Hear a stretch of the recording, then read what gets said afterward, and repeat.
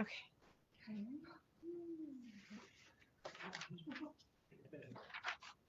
Okay, you guys talk.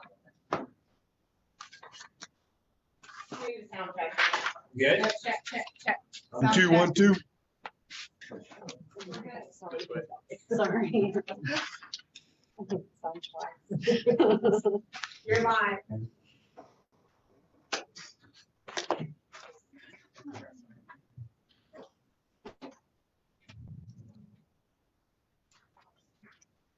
Ready to go?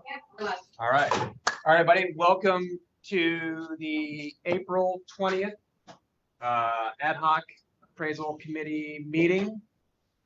Appreciate everybody showing up. We have a share with you the agenda. So it's going to follow a similar format that we have in the past. We're going to open it up to public comments.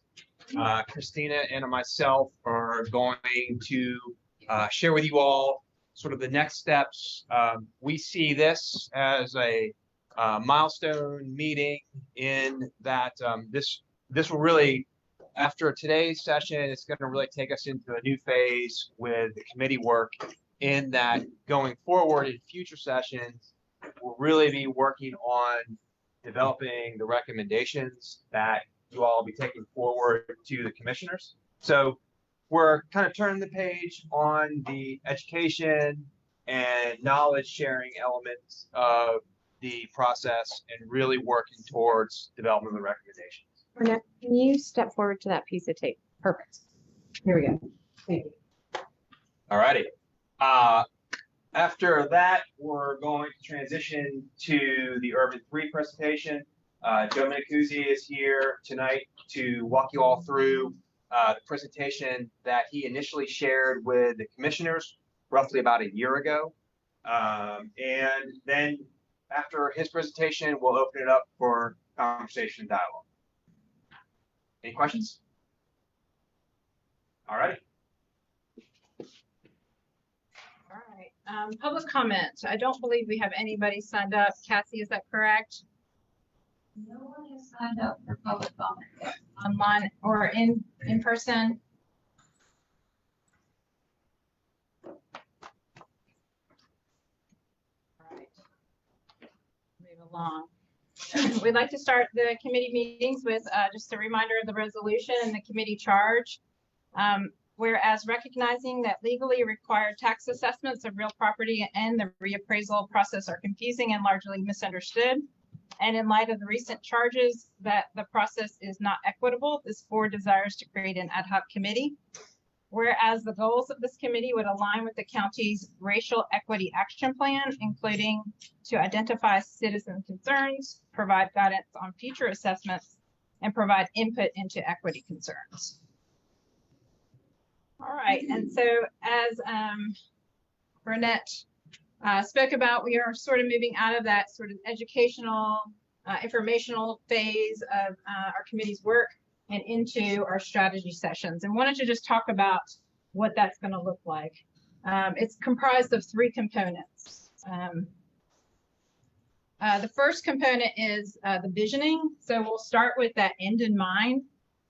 We'll look at, okay, what does the next reappraisal process look like? It'll be a collective visioning process, very hands-on, participatory, and you will be saying, okay, what looks different? What is different about the future of property reappraisal in the county?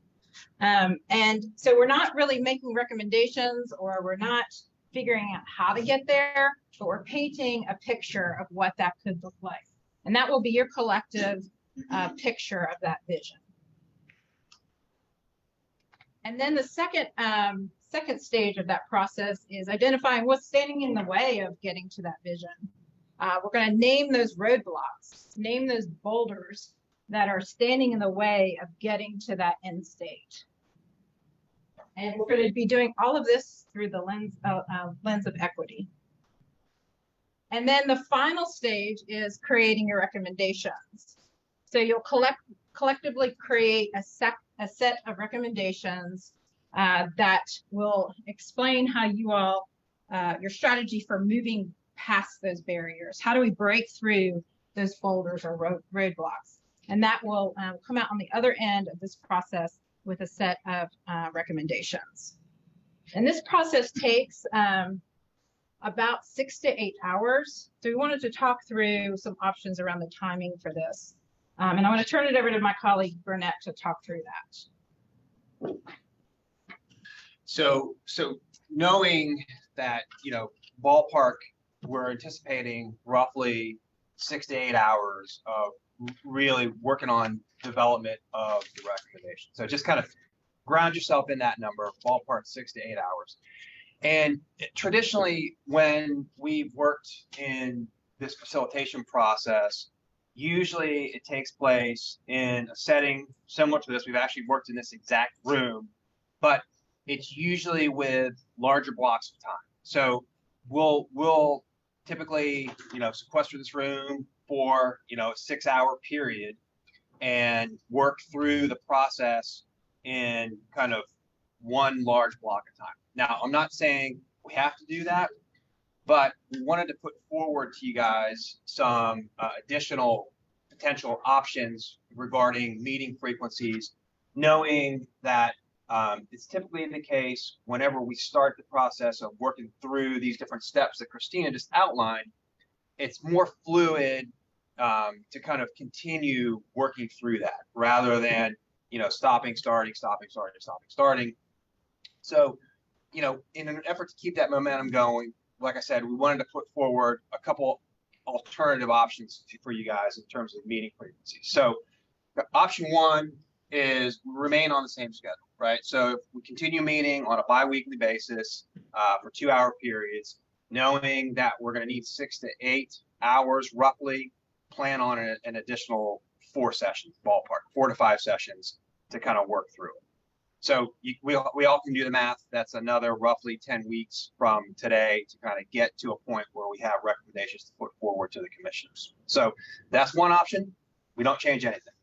Another option would be what we've defined as like a retreat style session, which I just outlined for you guys, where, maybe schedules permitting, we find a Friday afternoon to come in here for 4 to 5 hours, or maybe even a Saturday or Sunday weekend session.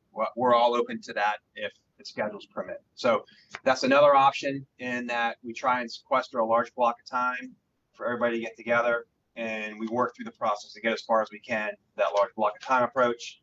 The other third option would be potentially considering increasing frequency of meetings to where rather than every 2 weeks, we meet on a weekly basis. Same period, if Wednesdays work, we could lock in on Wednesdays, same time, 5 to 7-ish, on a increased frequency or a weekly basis. What do y'all think? Questions, comments, thoughts? Anybody completely opposed to any one of those options? Dwayne, you have something to say, No, I'm probably the more flexible of the group, so I should have at least some when it comes to this.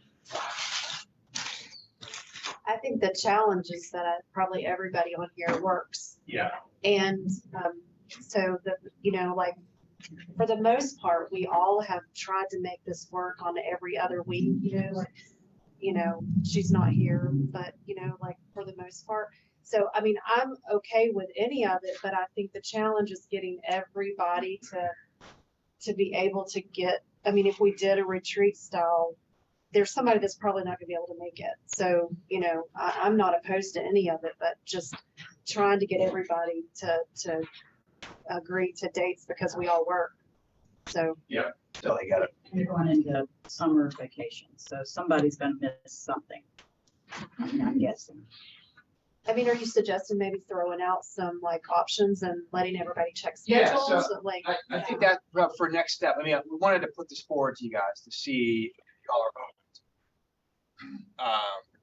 And just wanted to really see if there was any one of those three options that anybody flat out opposed. It sounds like you guys are willing to consider that. I think for next steps, we'll huddle and work on trying to coordinate some other dates and I think the only thing I would say is that full day. I'm not opposed to any of it, and I'll do any or all of it. I think the full day. The only thing that I start to wonder is, I feel like that at the end of the day, the end of the day is going to come to where the conclusions and the recommendations are, and if we're not the freshest at that moment, then I feel like that the results could potentially be compromised, just because if we spent 6 to 10 hours all in the same room together and working through this stuff, then it just, but that's just my opinion. But I'm willing to do that if everybody else says no, that's the only way I want to do it. well, and it just I think that's a great point. And just know that if we got to that the end of that longer session and identified the need for then a follow-up, that's always an option too. Okay, great. So what I'm hearing is that we'll work on some potential options, dates, and circle back with you all. For which option? It sounds like you guys are open to the half day, the retreat style, and from what I'm hearing too, would if we can't find something to work from that perspective, what about on a weekly basis going forward? I think, talking about freshness, and Miriam said I think the majority of us or everyone works, we are rushing in here. I'm rushing in here at 5:02. And so freshness is definitely an issue, which I think an all-day retreat would be. And getting everybody going into school, getting out, and vacations. But the other thing is, what staff has to be here during all of that. Meeting once a week I think would be difficult for that. But then if we go into continuing the way we are, which we've all tried to do our very best to make it work, and I think we would probably continue doing that. We're going to miss somebody because of the vacation or, illness or something, which we've already experienced in the past, doing every other week. So if we're voting, I would say keep it the way it is, and we understand if somebody can go. And I would think too, like we have had people presenting, we have been sitting in meetings where we're not collaboratively talking about stuff. We might have 5, 10, 15 minutes at the end of something. So we're not actually getting to utilize 2 hours of our time to actually talk about what we've learned, what can we do, what are some options. So I think also if we don't have people coming into our time, we're probably going to be able to utilize that 2 hours. I mean, do you guys agree with that? Like when we don't have people presenting to us, because a lot of times we have to process that information. So I don't know, that's another thought.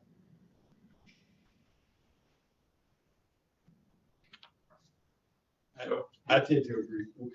I think keeping the schedule the same, just because that gives us a period to think about what we've talked about during this meeting, to process, to come to the next meeting a little more prepared rather than trying to cram it all in. But again, I'm open to any of the styles. So, but that would be my preference. Just keep it the way it is.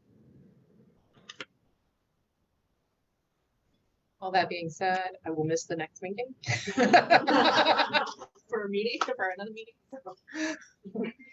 So, Okay, so I think what I'm hearing, Bobette, we haven't heard from you. Do you have preference? I'm just like him. I'm just like doing. I don't work. Like I'm the hardest working. What you call me? Retired person. The hardest working retired. Working retiree. Fair enough. All right, which you have, I'm also fairly flexible. I think I would lean in favor of keeping the schedule the same as it has been. Only because I imagine that as we go through this process, we may, as a committee, have additional questions or things might emerge that we want a little bit more time to kind of process, and our normal schedule might facilitate that. okay, so then what I'm hearing is we're gonna continue bi-weekly until we're done with the process. We can always come back and retain this again. If at some point we get into a serious strategy session and we need to go a half day, it may be practical for us to do a half day instead of going. So we should keep our options open as much as we can. Yeah, we can always adjust going forward. yeah. would you all be open to kicking it off with a half day and then saying, okay, this has been very productive, and then perhaps another half day, or you decide, no, let's just keep the schedule at every other week? Would you be open to kind of kicking it off with a half day?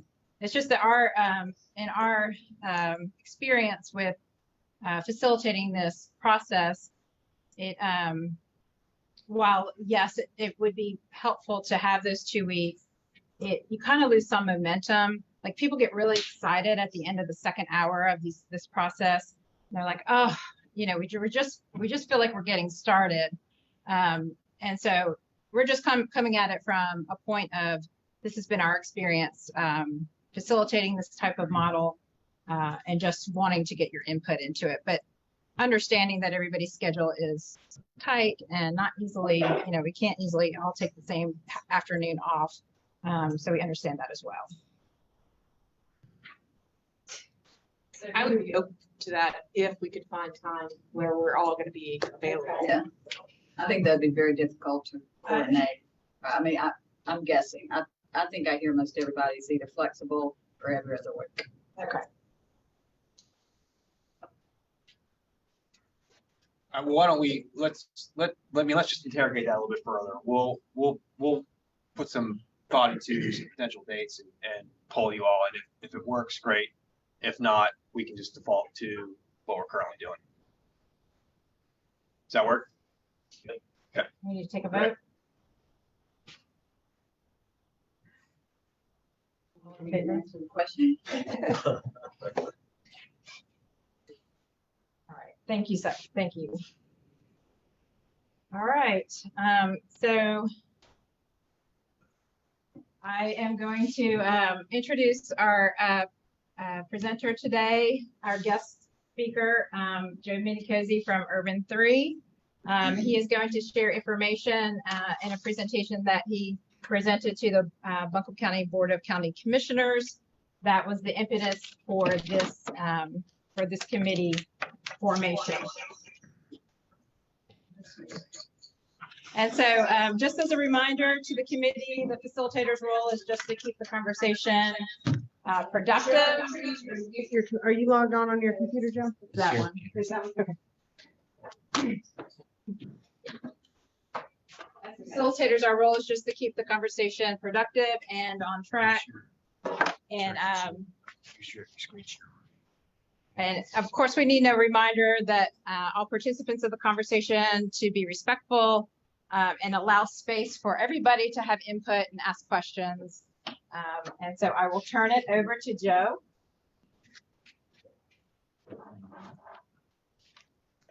Is it possible to like Steve a little? Sure. I think.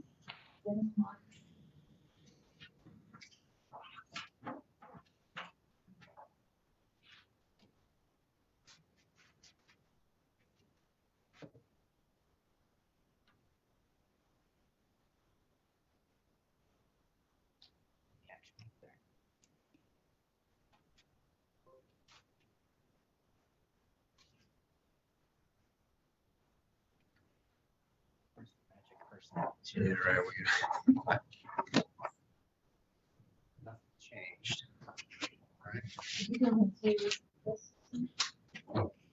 Yeah. This should work.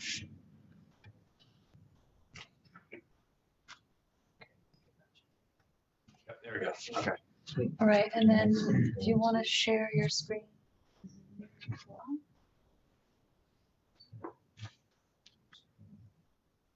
And also just a reminder that we'll break partway through this, or maybe perhaps around 6, to gather our meal and proceed on with the conversation. See. All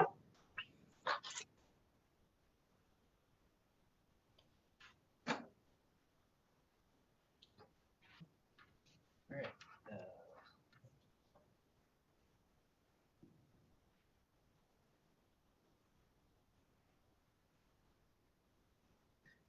So my name is, I can't see what goes on. My name is Joe Medicosi. I'm a principal of Urban 3 based here in Asheville. And as you saw earlier, these are 3 main points of why your committee was created. I'm going to try to stick onto these points. It's kind of, you know, you're a year into the process, pretty much from where we were a year ago. I'm going to show the whole, what I showed the county commission, but I'm going to add into it some of the things that have happened since this creation of this committee. So first, who are we? Urban 3 is actually started out of public interest projects. I don't know if y'all know public interest projects. It's a real estate development company based in downtown, started by Julian Price in the upper right. Can we get the lights dimmed down a little bit? Over there, maybe, or behind Dwayne. Just so you guys get full saturation here.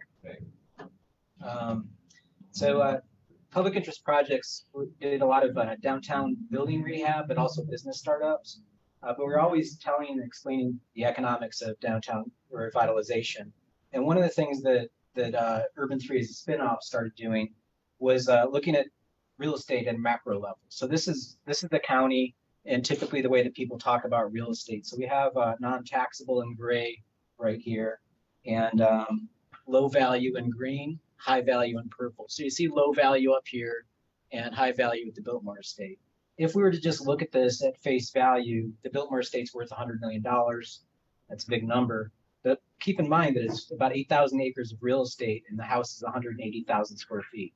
So when we talk about real estate, we have this kind of misconception of talking about things in big numbers and not in an apples to apples way. So this is like arguing about things at miles per tank versus miles per gallon, right?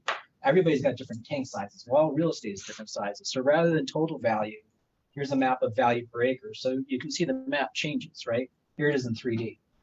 So I was on the Downtown Association board at the time. One of our Senator Forrester called the city the cesspool of sin. I don't know if y'all remember that.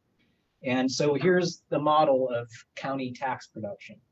We're all paying 6 mills across the county. Where's the county getting the majority of its money? And you can see that purple thing shooting off the map.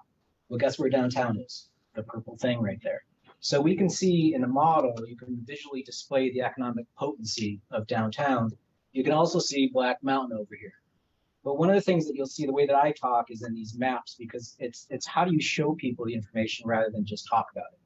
So I can show you the visuals of the economics and we can see the potency of it. What we do as a firm is we'll take the data from the county. County's assessors are the ones where the base data usually is, because that's how you charge taxation.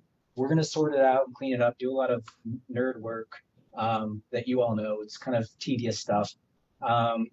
Assemble it, talk to our clients, and then figure out what sticks and how to tell that story back to your community. As a company, we're visual storytellers and how we do things. We've done this all across the country, Canada, New Zealand, Australia, 35 different states. We're sort of inadvertently became tax experts in a lot of different places, but we have to visualize that for people. You know, one of your fellow committee members, Ori, is part of our team, and I have most of my team here as well. We're Asheville based. We do have one person in Portland. Our thesis, the way that we operate is, I have to use this quote from Albert Einstein: if you can't explain it to a six-year-old, you don't understand it. What we try to do with all of our data is find a way to tell a story, but communicate to regular people, unpack it, try to figure out how to unnerd it, if you will, get rid of jargon. because we have a belief in transparency of data and equity and communication. We also know that we run into biases all the time, biases on how people behave. When humans are involved, there's always biases, but there's biases of practice as well. I'll give you one of my favorite examples. This is a land map of land value per acre in Cheyenne, Wyoming. When I was presenting to the community, I showed this right here, and I said, this is just for dirt value per acre. No buildings are in this image. So this parcel right here is $15,000 an acre. And when you cross the street, it turns to $40,000 an acre. So I was presenting to the community at 8:30 in the morning. I said, why is it when you cross the street, land value in the same zoning district jumps up double? And the tax assessor raised her hand and she just yelled out at me. She goes, you don't understand. And I said, what am I missing? And she goes, well, these people here have more land. The more land you have, the lower the value. The mayor just started laughing. And I said, really, I get more of your stuff and I get a discount with it. She says, well, there's less people that can afford larger tracts of land. So therefore, there's less value there because there's less market supply. She just started going down this wormhole that was a bias. I actually took this slide and presented at the International Association of Assessing Officers, and the magazine of the assessors is Fair and Equitable. And I asked the assessors, how is this fair and how is it equitable? Because that parcel over here has 3 miles of infrastructure around the property. This fellow only has 200 feet right here. And to their credit, they said, it's not fair, it's not equitable. And so I asked them, where did the standard come from? And they said, well, we don't know, but that's not fair or equitable. What you need to realize is this is a form of geographically accounting for this stuff. Figure out what's going on, have an honest conversation about that. Will the bias change? Is that something you all agree with? Can you move on and talk about it? I would argue that it affects market forces. If you're giving a discount on that property, you are now changing the way that that value is happening. You're also taxing it less. So where did the standard come from? Did Moses deliver this on a stone tablet? By the way, this was a joke kill, or this was a crush the audience at the assessors conference. They thought this was funny. But they told me to go talk to Larry Clark. You all talked with Larry Clark at the start of this panel. And Larry said, you know, that's a bias in the system. It's just going to take a while to get out of the system. But you're right, that's not fair and it's not equitable. So as you find these things, as you talk about this stuff, have an honest conversation. Is this a truth? Is this law? Is this a guideline, or is this a bias? And you all need to figure out all of these processes and the steps in the way. And bias is a critically important word because it's going to skew things in a direction that's going to be inequitable. I happen to be a large landowner. I happen to have a lot of money. I'm going to get a discount in the system if I buy those larger tracts. That person who has a smaller parcel across the street is paying more per square inch because it's valued more. That's not fair. It's on the same street. So be aware of that and just talk it through. So another nerd that I want to highlight is this guy here, Nate Silver, who wrote this book, Signal Through the Noise. There's lots of data that you're going to be processing, and realize where you find humans, you're going to find an opportunity for biased judgment, because humans have biases. It's just the way that we operate. And talk it through. I'll have this whole thing as a PDF for you so you can have a copy of it. And then 2 things, again, back to the standard of our company. We're constantly checking our biases at the curb. We're constantly attacking each other about our biases. And we have fun meetings and conversations about that. But we're also demand more of each other to find the truth in the data. And we go out of our way to try to communicate that. So that's our why.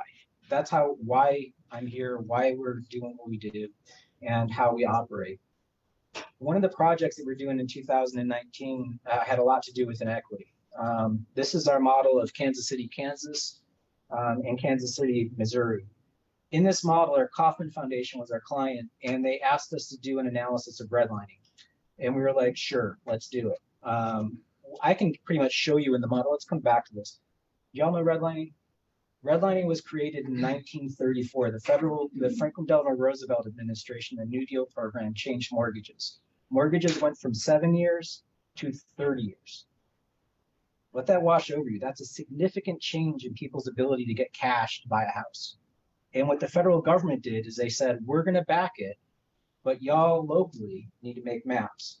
So they issued an edict to every city, 50,000 in population and smaller or larger, to make a local map. In that local map, they had to do 4 things.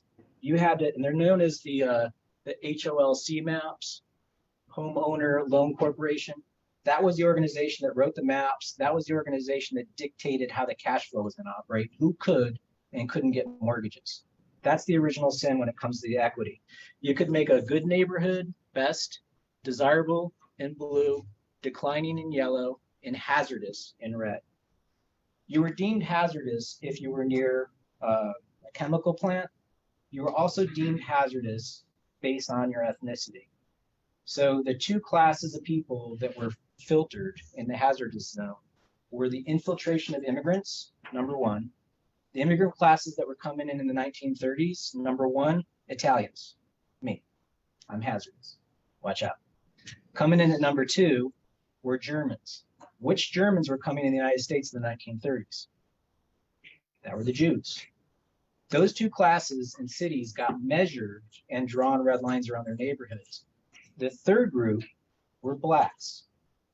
So in this model, I could see right there. Notice how it goes orange to yellow just by crossing one street. That street is called Troost Avenue. It's their version of Merriman Avenue. One side of the street turns yellow, one side stays orange. When you draw the red line map, here's the red line map. So this is the hazardous neighborhoods. East of Troost is heavily redlined. So you wake up that day, that map is in place. You can no longer sell your house. And this went on from 1934 to 1968, just by the happenstance of the color of your skin or your ethnicity. So those families inside those neighborhoods couldn't sell their house because you couldn't be part of the mortgage system, couldn't do a home improvement loan. You couldn't go to the bank the way that everybody else could because you were deemed hazardous. Another book, Color of Law by Richard Rothstein. Incidentally, he's presenting tomorrow at the Asheville Board of Realtors. Amazing book, goes through all of this. So if you lose the ability to be part of the equity system, you lose the ability to maintain your house. So what we're looking for as an economic indicator is a vacant piece of property. So this is a map of all the vacancies. If you look, zoom in, the red line neighborhoods have a high density of vacant land. So looking back at the model, and then we tapestry on the red line model, what you see is the economic condition that they're in today in Kansas City, is you see the haircut that each district takes today. Even though we stopped doing redlining in 1968, that was 50 years ago, they still have economic consequences of those past decisions. So as we were doing that in Kansas City, South Bend was like the next step bigger. They're like, you did that in a couple of neighborhoods. We want to do it citywide in South Bend. This is South Bend's model today, their economic value today. Not only did we hit the delete button on redlining, we also did it on urban renewal and other aspects. So here's their value today. Here's what they threw away. So by following racist policies, they lost $1 billion of economic value in their city. This is the kind of context that we can provide, the analysis that we can do if we have the courage to ask. So this is what we see with some of our past clients. And I want to read this quote from James Baldwin. Not everything that is faced can be changed, but nothing can be changed until it is faced. So as this was going on, we hit 2020 with the murders of Ahmaud Arbery, Breonna Taylor, and George Floyd. Our city and our county adopted reparation statements. The counties goes deeper to talk about this unfairly disadvantages specific individuals and communities while unfairly giving advantages to individuals and other communities. So that, as well as this quote from Chief Justice Beasley, that the disparities that exist as a result of policies and institutions, racism and prejudice have remained stubbornly fixed and resistant to change.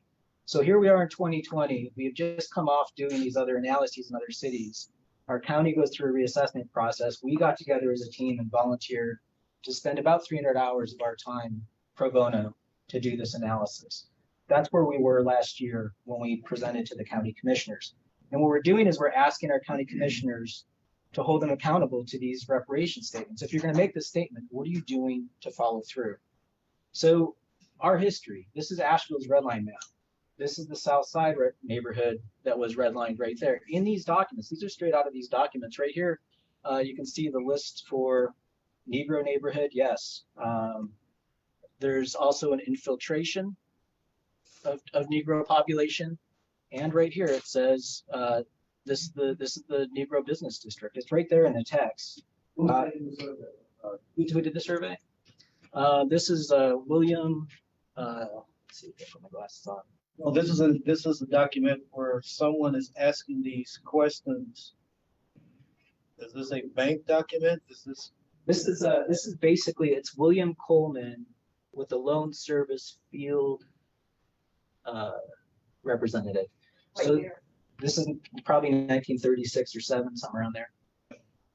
So basically, that's the agent that operated on behalf of the HOLC person to basically work with the community to do this map. But this was self-approved. This is our community doing this to ourselves. So this history exists here. When you go over to Kenilworth, there's a little circle right there. Notice how, look at this surgery that they operated, just carve out a little nook in Kenilworth. And this one is 100%, right there, 100% Negro population, yes. You get into Burton Street, 100% Negro population, Negro churches and school. This is also, at the same time, you have policies of Jim Crow going on. That's the separate school in the neighborhood. This is what's fairly unique in all of the red line maps that we've seen. This is what Asheville did over by Carrier Park. Not only is it black, but realize we're at that point dead in the water as a city. We had just come into the Depression. Asheville was frozen in the water with our debt, and we didn't have immigrants. But what we did is we had again no black population in this district, no infiltration of immigrants in this district. This was just poor white people. So we went the one step further to just go straight after poor people. And I thought this is kind of interesting. There's some bootleggers that live in that neighborhood, so that's pretty unique. But anyway, these are rules that we put in place. When we look at today's situation, we need to look at this historic events that have constantly built to this economic situation that we're in today. Now, to contrast that, let's look at Biltmore Forest. It's listed as green. Highly restricted residential area and restrictions strongly enforced. Do y'all know what kind of restrictions they enforced there? Racial covenants. They basically deed restricted the real estate so that black people could not buy real estate in those areas. Now, those are no longer legal. You can't enforce them. But if you pull deeds in those neighborhoods, you will still see that today. You can't sell your house to a person of color. This is the reality of the context of all of this stuff. So you're looking at a snapshot of today's assessment, 2021 assessment, but realize the history of all of this stuff. So no black population in there. This is kind of interesting. I like this. As a professional businessman and capitalist. Kind of awesome. Anyway, it's a joke. 30 years of these economic consequences. Well, what else happened? This is another law. This is about blight. So our state has in its legislation, you can go after blight properties. I'm speaking to you now as a planner. As a professional planner, I can actually use eminent domain to go into an area if I can deem blight. So here's what blight is. It's predominantly residential areas. Well, how did those residential areas get blighted? When you take away an economic cash flow, you can't fix the properties. You are actually designing blight in the process. In here, you can do any combination to make sound community growth. This is pretty wide open as a planner. I can do this in lots of places. And I get to use the power of an eminent domain. When we talk about urban renewal, and we talk about highways, this is the cudgel that was used to beat certain neighborhoods up. So here's a map from the 1939. This was kind of mind-blowing. Let's kind of zoom in a little bit. Here's Biltmore Forest right here. Just north of Biltmore Forest is this area that's right there that looks like Nebraska laying on its side. I had to study this for a while. I was like, wait a minute. That area is 10 to 50% black. I didn't know there's a black neighborhood north of Biltmore Forest. Here's where it was. That neighborhood was removed to make a highway interchange and a couple hotel developments. But realize when we hear stories of what happened in neighborhoods, there is a truth to those stories. There is a truth to those narratives, and there are maps that show it. So let's talk about this. How did this happen in our community? What happened to that neighborhood? What is the economic equity that's going on with these decisions? So when you look at Asheville and you look at the highways where they were laid, that interchange that I just showed you down here, and you look at the public housing projects, you look at the urban renewal projects, you look at the smaller projects like Charlotte Street and the bypass downtown, and you take those and just kind of slide them over the red line map, you can see how we use that tool of redlining to remove that equity and economics from certain communities in our city. And then we followed through with these urban renewal policies, these other things that shaped our community. This is all tied together and how we grew as a community. So we have to be honest with ourselves. This takes courage to talk about this stuff and be honest, and it's not comfortable to talk about this, but there are forces at play that shape our community, and we have an obligation to be uncomfortable with each other for a little bit. We can do that. So these are the books that I'll recommend. Whiteness of Wealth is another one by Dorothy Brown. Just take the time to read through them. It's not comfortable to talk about this stuff, but we need to understand how it affects our community. And also Richard Rothstein speaking tomorrow over by over at the Realtors Court. So I'm going to attend that. So our question was, is this geographically still happening in our community? At the time, this is a little flow chart we made about what's going on with the process. Here's the enabling legislations. Here's the county local policies. Every 4 years, we have to choose to either assess or skip it. If we skip it, we wait 4 years and then we go into another assessment cycle. If we choose yes, we go down this path. This was 2021, and we actually, what I asked the county commission at that point was to put a pause on the reassessment. Let's just cool our jets for a second and take a look at this. They didn't. They just went ahead and kept going, and now here we are as a process. They created an ad hoc committee instead. I'm going to go through 3 laws that matter. This is the first law of what the job of the assessor is, and you have to shall, as far as practicable, be appraised or valued in its true value of money. The words true value shall be interpreted as meaning the market value, that is, the price estimated in terms of the money at which the property would change hands between a willing and financially able buyer and a willing seller, neither being at any compulsion to sell. So, you're not going through a divorce and like fire selling your house. It's just, I choose to sell my house to you, you choose to buy my house. That's a market transaction that's qualified, and that's a willing transaction. That's kind of how we're supposed to look at real estate. There's 2 other rules. One is on land. You look at its advantages, you look at its zoning, you look at its past income, probable future income. For the building, you're going to look at its adaptability as a residence, commercial, other past uses, probable future income. I'll come back to these 3 rules as I go through the presentation. But let's start with my neighbor's house. My neighbors are the Lordmans, Black family, retired, Vietnam War veteran, fixed income. I looked at their property. I'm going to give you 3 numbers to do any of this. Basically, look at the land value per acre, the building value per square foot, and the percent change from one assessment to the next.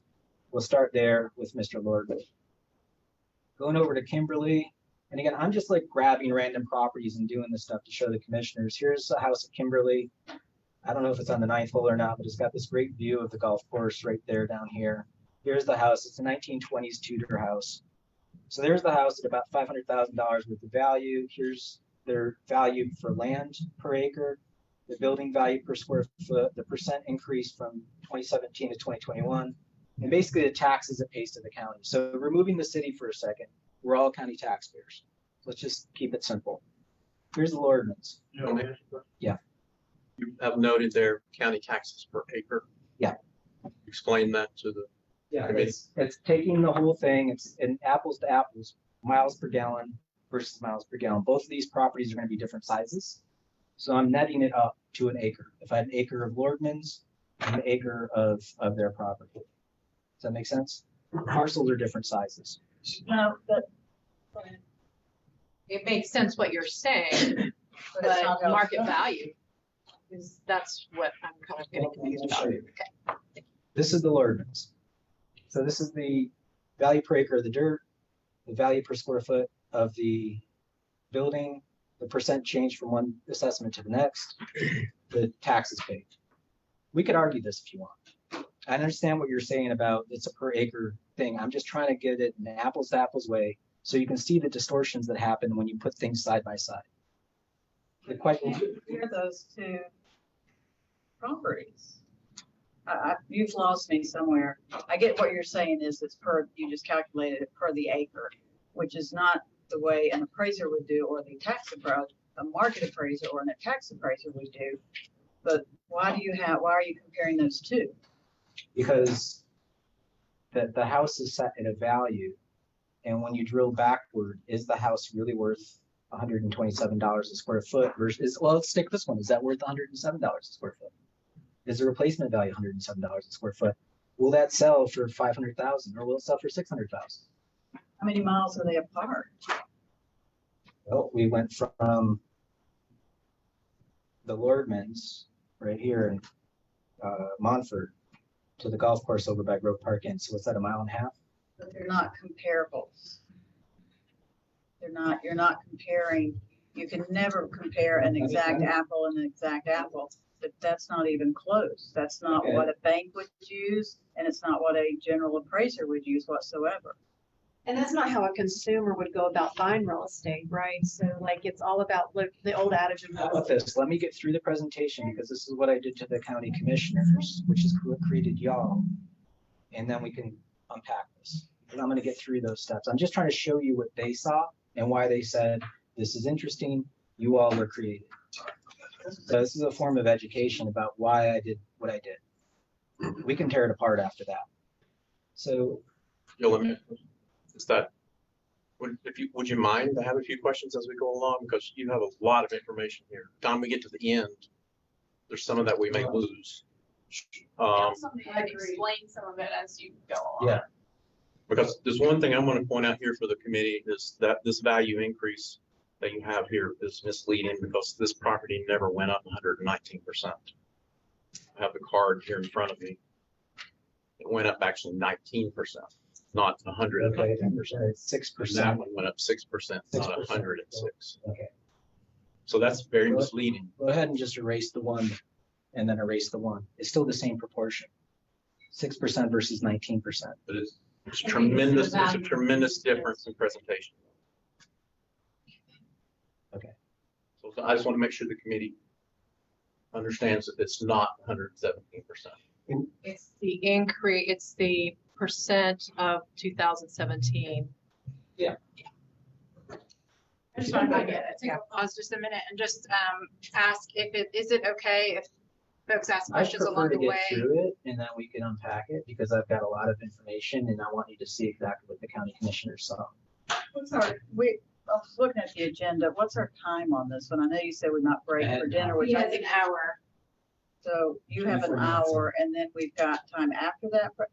I mean, I'm trying to write notes, but I mean, I think people need to know what that is while we've got it in front of us.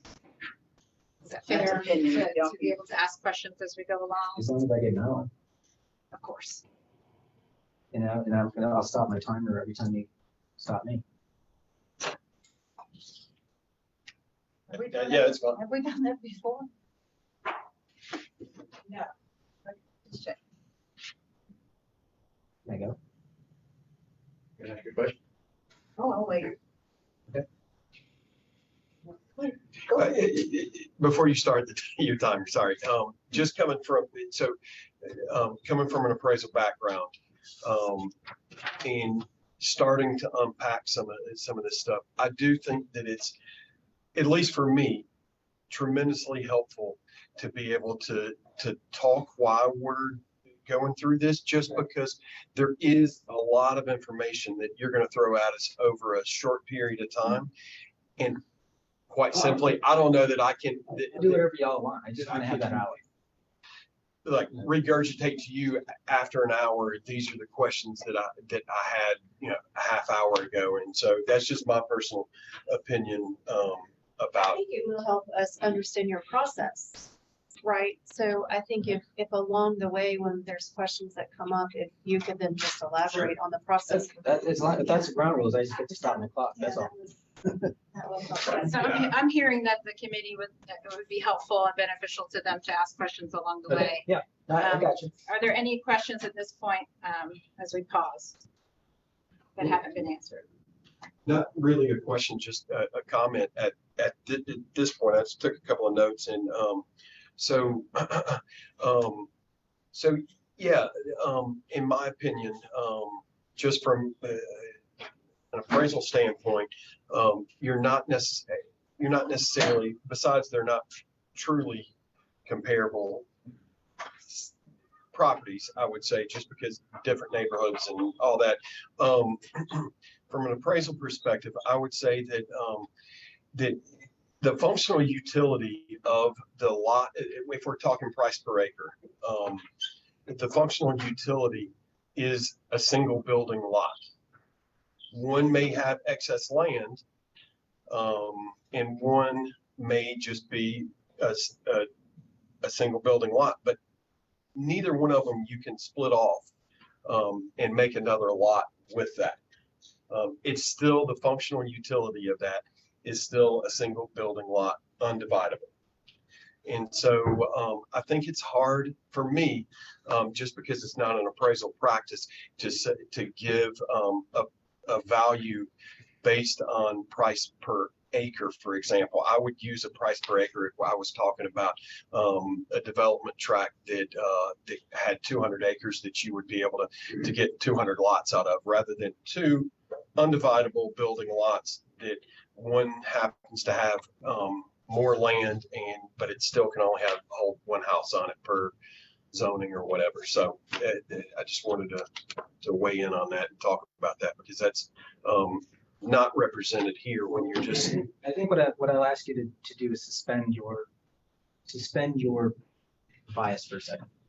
You're giving me a professional bias as someone that's worked in the appraisal industry. What I'm trying to do is give you different numbers to ask different questions to maybe get you to reframe some of your thinking that you're bringing to the table today. Okay. I'm not saying that this is a perfect way to do analysis. This is a way to look at numbers to see if it's giving me a different signal. If I'm seeing something different just by changing the question for a second. We can come back to this. I'll show you some other examples that get into zoning and also different lot sizes. And you're right, these are two different individual lots that the zoning should be looked at. I'm just putting this out there to say I'm seeing different numbers. Why? Why are the numbers different? Sure. And then y'all can unpack them. Is it the lot sizes? Is it zoning? What would somebody pay for this? Yeah, those are all valid points. But I just want you to question a little bit and just try to think a little bit outside your box on that. As we go along, I'm going to try and just make sure that I have a few comments for the committee that they understand. I just want to make sure. Okay, so if you don't mind, and you're welcome to stop the clock, that's okay with me. So I want to make sure that everybody understands is that the taxes on this house, on the Lordmans, is not more than the taxes on this house. Okay, if you see that 9,000 versus 10,000, that is not what that's telling you. Okay, that's a taxes per acre.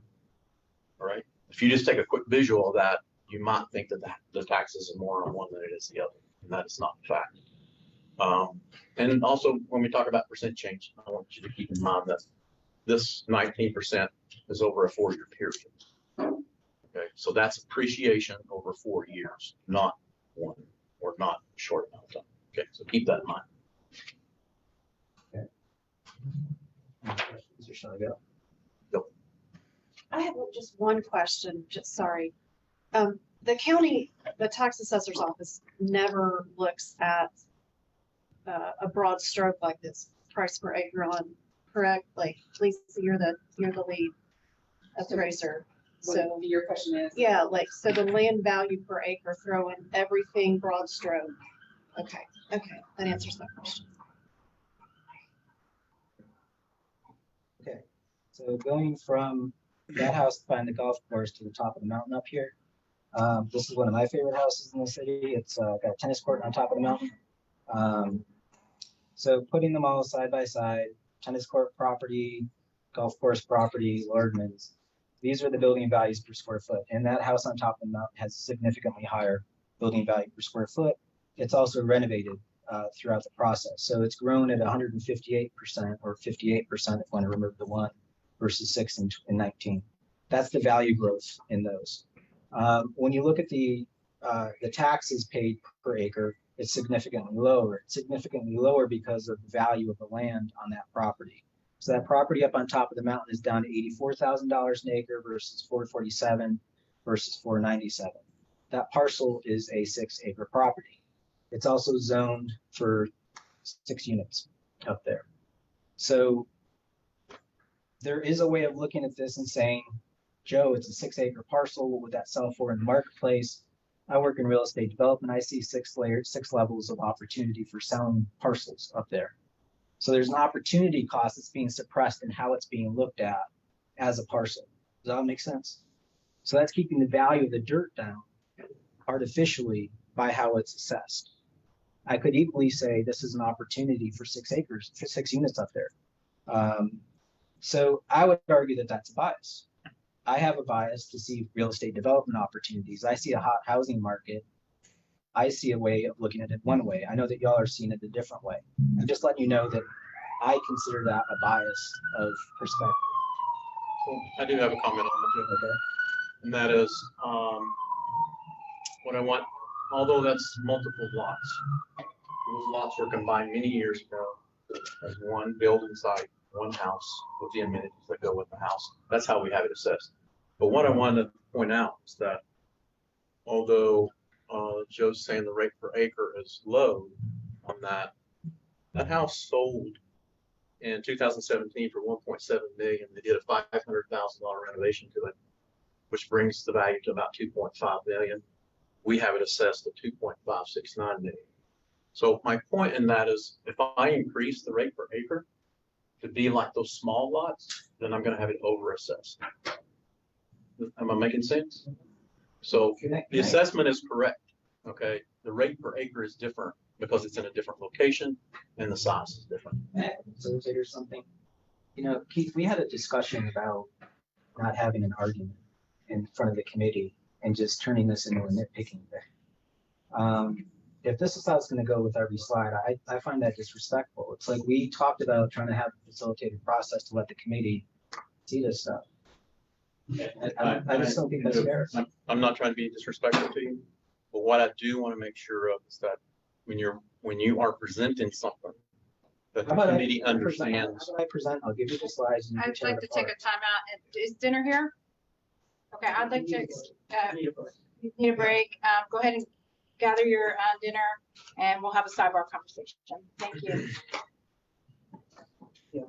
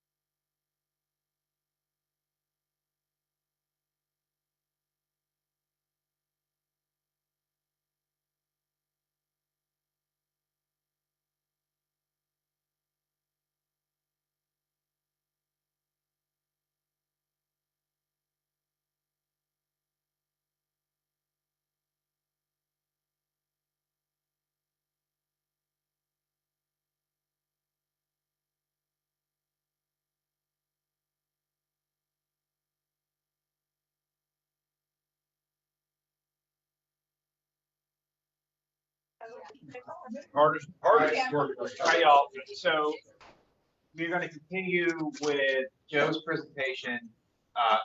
Fully recognize the fact that folks have questions with some of the data that Joe is going to be presenting.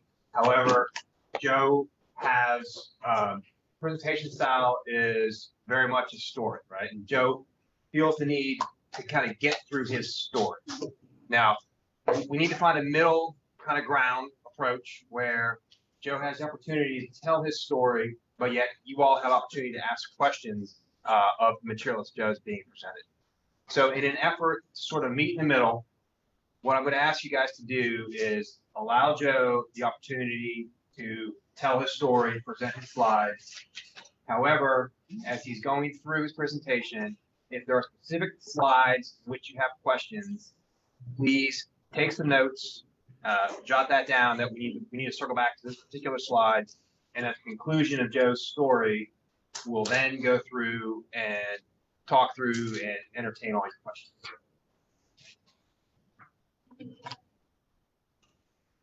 You good?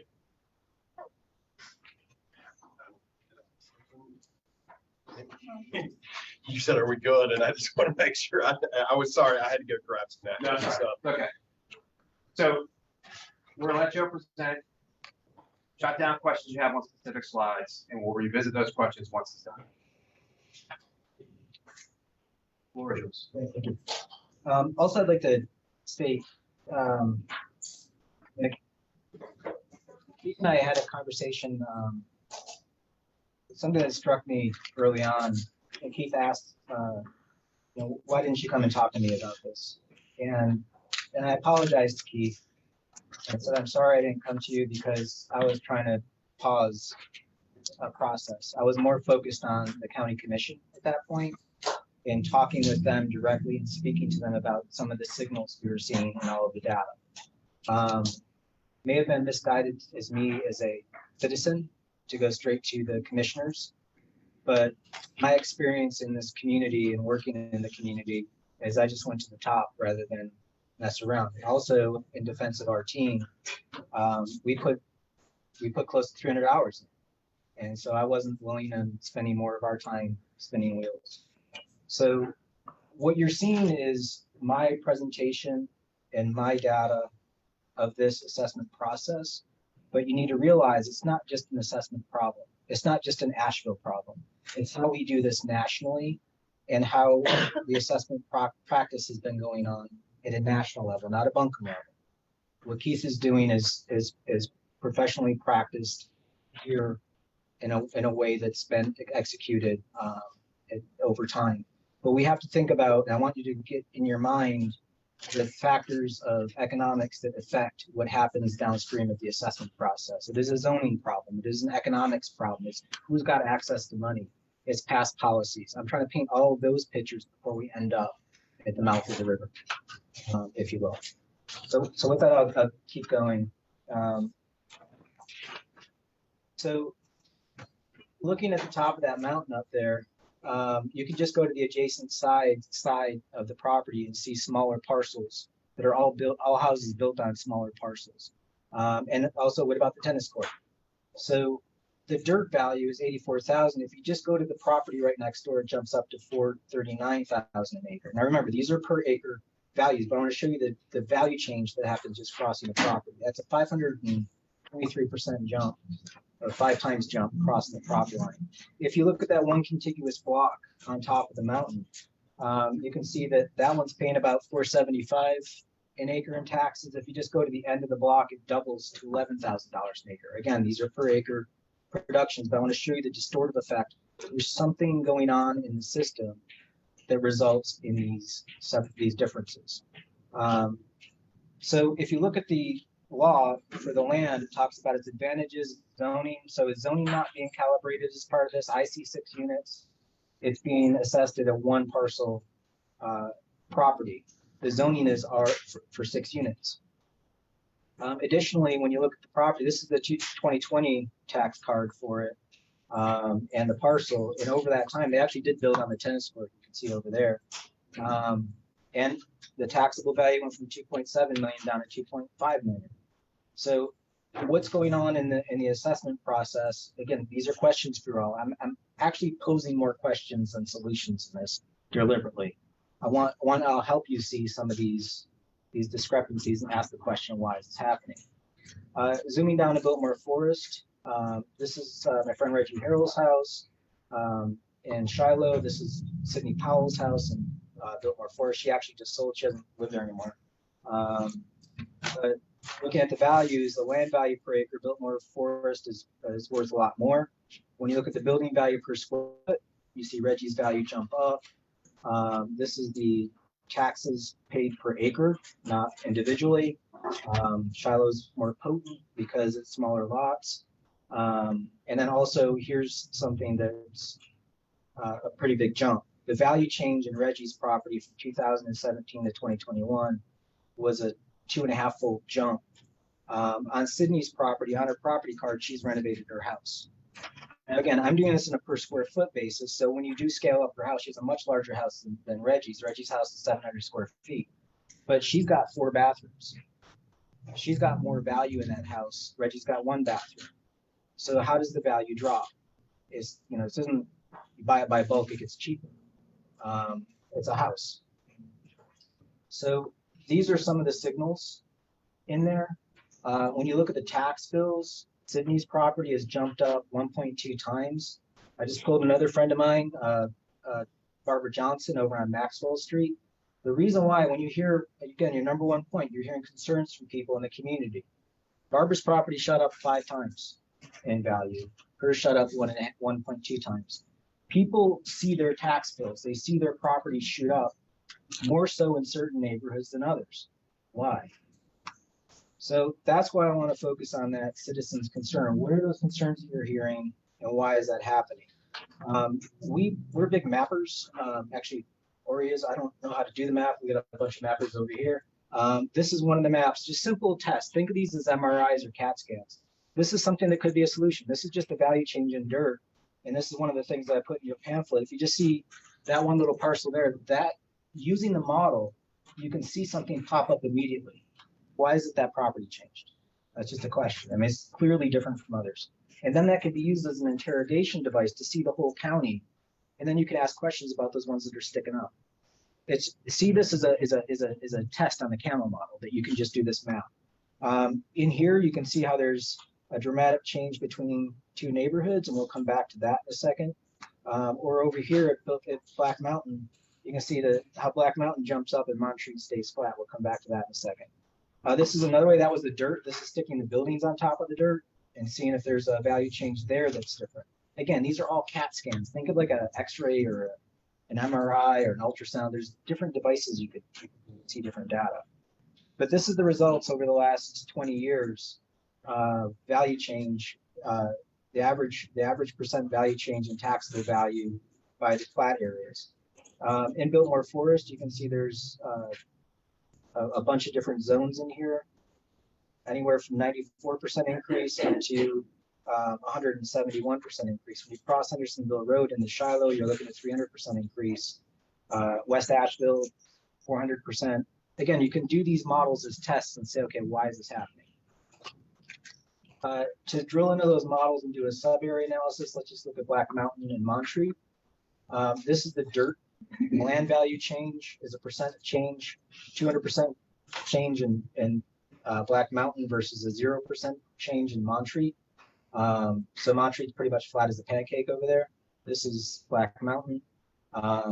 So when you put the buildings on top of it, the building values don't do anything to catch up to the percent change in Black Mountain, even the majority of Black Mountain. So again, this is an indicator showing you a signal in all of the noise of all of this information that we can be looking at. So while we were doing this model, the New York Times ran this editorial on Chris Berry's work. Dr. Chris Berry is a professor of finance and municipal finance and planning at University of Chicago. And there's a longer article, you could read it if you want. But he did a series of maps and models doing a larger test of all assessment systems nationwide. And I call these J curves because it looks like a J kind of laying on its side. The lower the value of your property, the higher your assessment, the higher the value, the lower your assessment. And you can see all these patterns. So Ori ran the test. Actually, they have Buncombe County in there. And they broke it down into also by using census tracts. Is it disproportionately affecting Black populations? And the answer is, according to his report, the higher the percentage of Black population, the higher the assessment. So this is his data, and we went ahead and replicated it. This is what Ori was able to create. The center point of our mean is if a house is assessed at 225, it gets valued at 225, and this is for all properties across the county, and pile all the residential properties and pile them together. As you go below that, the assessed value gets higher. As you go above that, the assessed value gets lower. So it's think of it as a penalty if you're of lower value and a discount if you're of higher value.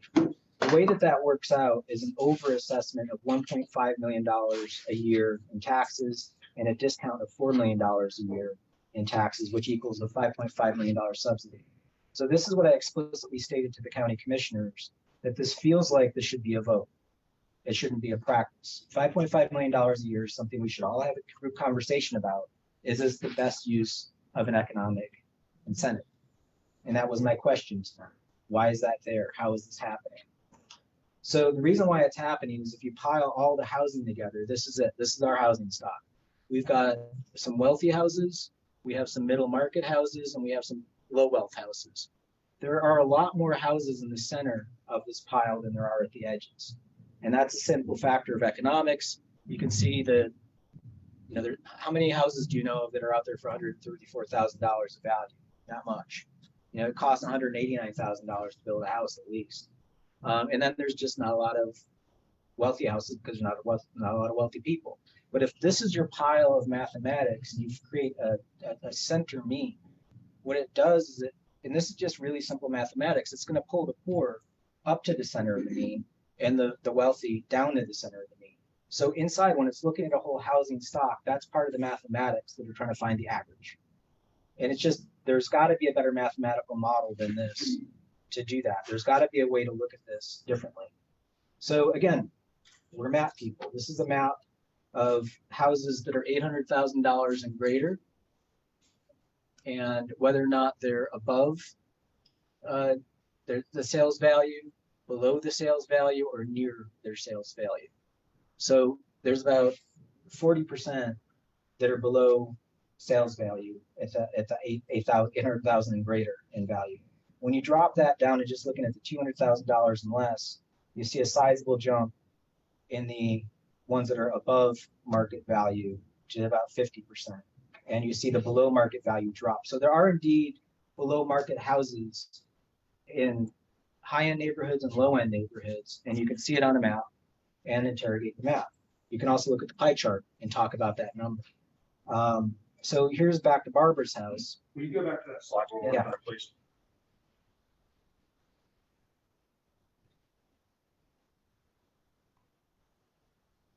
So,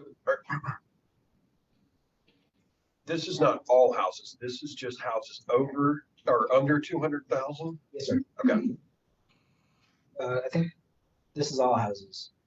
This is over 800,000, and this is under 200,000. And I know we're not supposed to talk, but just, it's in that number under 200,000 is in direct,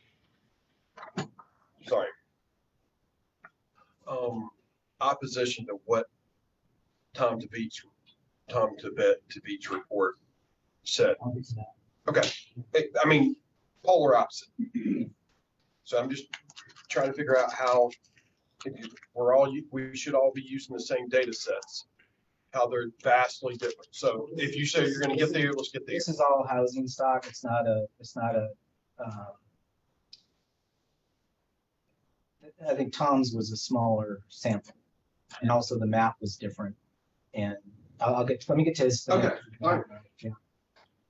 So looking at my friend Barbara's house and this house on the right, they're both taxed at 2%. That's equal. So equal taxation, uniform taxation. If you look at their values, Barber's house is probably closer to 350,000. That mansion's close to 9 million. Fine. If you look at your assessed values, you see a different under assessment on both sides of 260 and 3 million.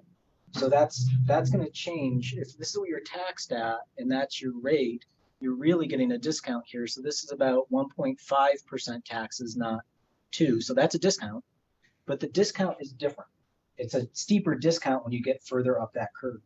So you can see these numbers, that's 2.5 times the difference on the right versus the left. That's the inequity. They're both getting discounts, but they're not getting the same discount. So that's the game that you get into when you're seeing the discounts in the tax system. And this isn't talking about the overassessments. So Tom's report.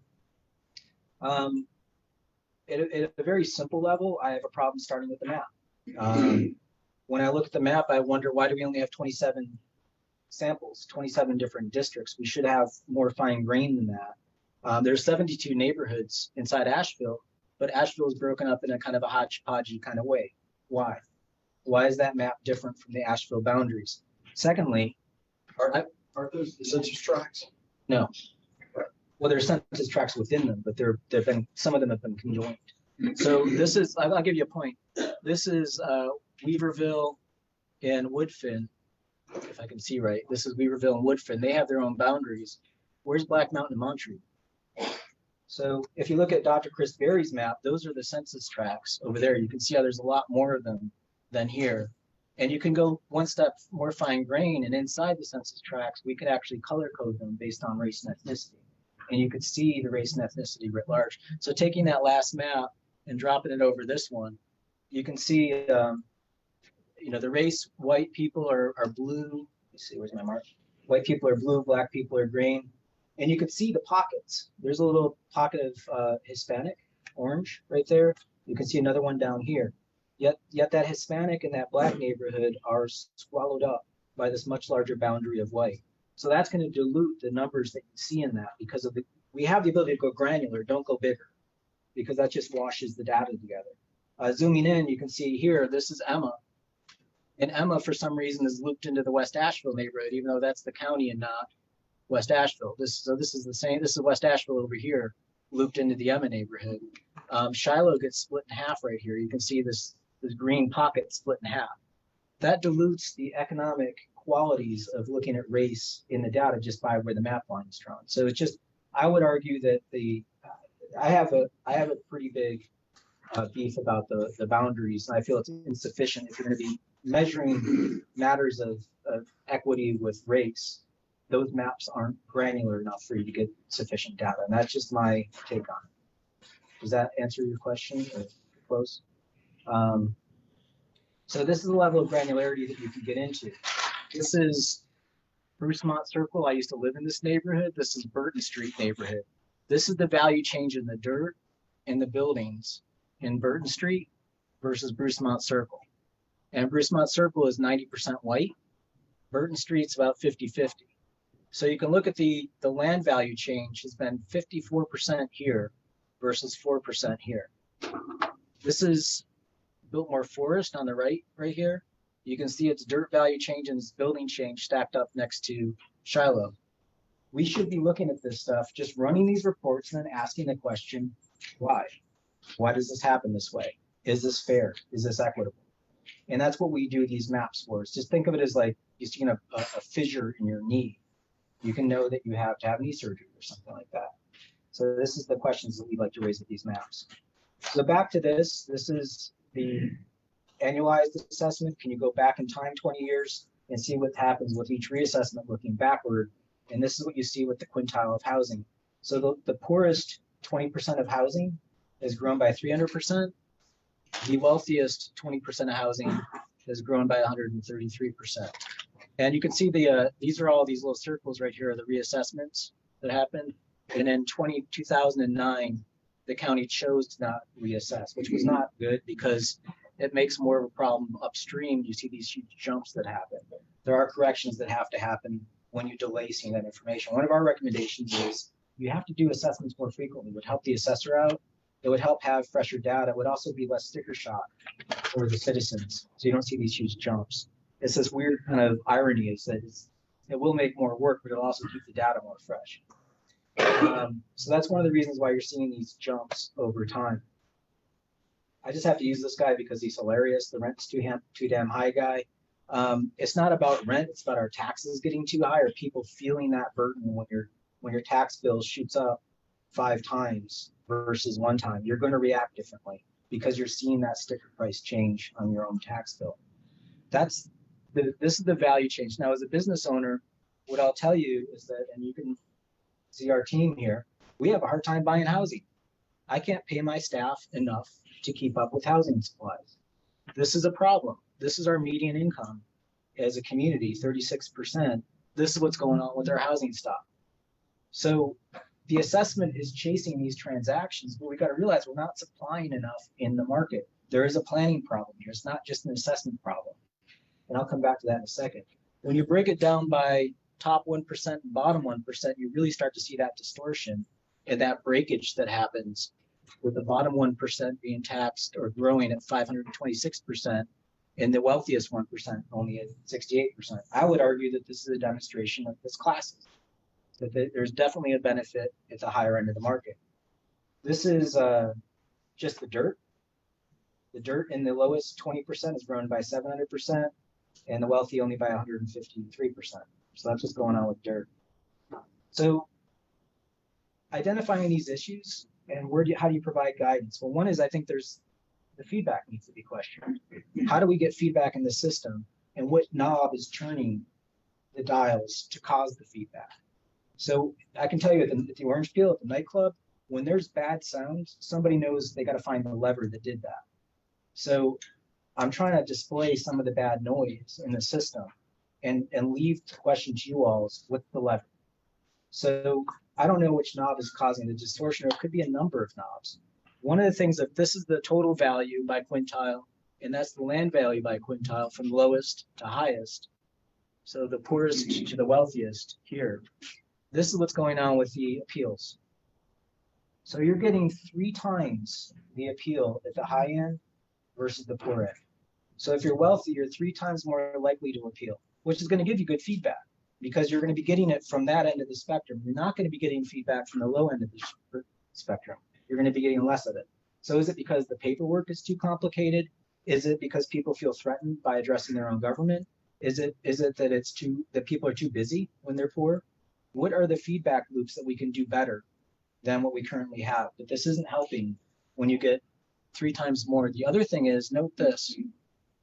Why is it when you get wealthy, you start to reduce your appellate process? And it could be because those individuals feel that they know that their property is worth less than taxable value, so they don't even bother. Again, questions to be asked. So, again, there's ways to pull this data. See the appeal rate from low end to high end, over $740,000 a house value. You're at 6 times. Down here at 69,000, you're about 4. So you can see that growth. You can plat it. These are all the appeals, successful and unsuccessful. You could stack Montreat against Black Mountain. I made a mistake on your handout, by the way. Montreat does have more unsuccessful appeals at 46% versus Black Mountain. But the average decrease in value in Black Mountain is about 59,000 in taxable value, while Montreat's like about $11,000 more, $12,000 more off the tax bill. These are all inputs that could be part of the survey, could be part of the report to the county. Here's Biltmore Forest. Biltmore Forest is doing about 5% appeals versus Shiloh at 3%. Yet it's about a 13% loss rate or unsuccessful in Biltmore Forest versus 30%, 27% in Shiloh. So those indicators affect this model. It's not just one thing. This is one of the reasons why this looks the way it does.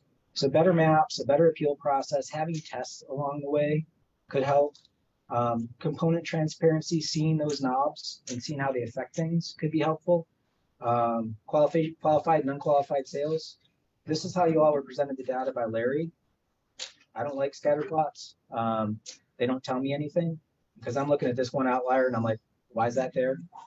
The map, the scatter plot doesn't tell me the why that dot's up there. Also, what's going on back in here? I can't tell. So when you pull the qualified and unqualified's in red, and just look at the qualified sales, it's like, does that tell me anything different? I'm still seeing the same kind of noise. There's another little outlier up there. Why?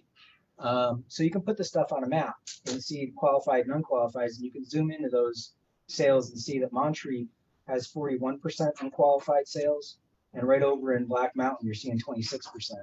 So that's 2 times more unqualified sales. Just a question, why is it? What's unqualified mean? What does it mean with the data? Does it disappear from the system? Is it part of the CAMA system, or is it not part of the CAMA system? Question. Biltmore Forest. That one more time, I'm sorry. I just want to take a photo if I can. Thank you. Biltmore Forest versus Shiloh, you're looking at a 1-to-2 ratio of unqualified to qualified. Shiloh is about a 1-to-3 ratio. So, is it significant? I don't know. Put it on the map and there it is. So when you look at the number of parcels, and this is all sales, that was residential, 50% of all sales are unqualified in 2021. By value, that's 68% of the system. Do those unqualified sales vaporize? Are they part of the CAMA system? Are they part of the valuation? Are they significant or not? When you break that, 68% is a lot of value. It's $67 million worth of value versus 28 million of qualified. When you break the unqualified down, you get like sales between relatives, like grandma gives the house to a granddaughter or something at a discount, or a forced sale, like a family crisis or divorce or something like that. But that's a pretty big number of NA, 32%, or multi-parcel. Should multi-parcel be unqualified or should it be qualified? I don't know. But when you look at all the unqualifieds over the last 11 years and drop them over the qualifieds, there's only a couple years, 96, 97, 2005, 2006, where you get more qualifieds than unqualifieds. Through the recession, you see a big significant drop where you have way more unqualifieds than qualifieds, and then it starts to get tighter again. But is it helpful to have more qualifieds than unqualifieds? This is again, what knob and how does that affect the sound in the soundboard? So we have these data points for residential, and then this is a percent of sales. So last year was about 50-50 qualified, unqualified. When you look at commercial, it gets way more distorted. You have close to, 80% unqualified versus qualified. Is that unreasonable? I don't know. I don't know what the standard is. This is all something you can have a conversation about. The North Carolina Department of Revenue produced this weird little document. It's actually pretty helpful. I don't quite understand this because this is obviously a green shirt right there, but it says, if you're going to reject a sale, it's not always black and white. So there's going to be professional judgment, which is fine. That's why you have professional staff. They should be allowed to exercise that judgment. But whenever judgment is human-based, you need to understand whether or not there's a bias effect or how that is happening. It's not to say that we need to micromanage everybody, but that should be part of the report. Why is that happening? You should all understand, or the community should understand, what is multi-parcel. Actually, the North Carolina Department of Revenue has a list somewhere. We weren't able to find it, but there's a list of rejection codes. So see if y'all can get that from the Department of Revenue, so that can be part of the report to the community. We need to define what unqualified is and understand how that affects the overall market value. And I would argue that the feedback maps help. And this is another example here. This is my office. And if we cross 240 from downtown into my neighborhood in Montford, you can see how the dirt value right here shoots through the roof just by crossing. And in our conversations with the staff, they pointed out that that's a different neighborhood code in there, a neighborhood tax code. Admittedly, I didn't know that it had that kind of an effect. So just showing you where the rubber meets the road between these two properties, that's the dirt change in one cycle of 2020 to 2021 under that house. And when you cross the property line, that's the dirt change. So it's a 2 times difference jump in dirt when you cross those neighborhoods. The question that I have as a city planner is, I know Montford Avenue was the streetcar line. That's where the streetcar ran, and all of the expensive houses were along the streetcar line. From a planning perspective, the cheap seats were a couple blocks away. That's where the servants lived in the smaller houses. So is the neighborhood code a legacy effect that's tantamount to what happened with redlining? Yes or no? It's clearly affecting value difference just by crossing the property line. And again, a signal that's feedback inside that system. And I want to know, why is that happening that way? When you go to this house, one of the reasons why it's so significantly different from all of its neighbors is you can see all the pockmark of freckles on top of the mountain right there in yellow. It's its own different neighborhood code from the neighbors adjacent to it. Who drew this map? Is this fair?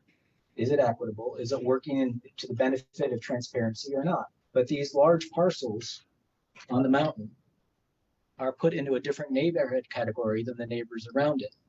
So my question also is, like, okay, if it's about big parcels, why is this one big parcel here not in it, and this one is?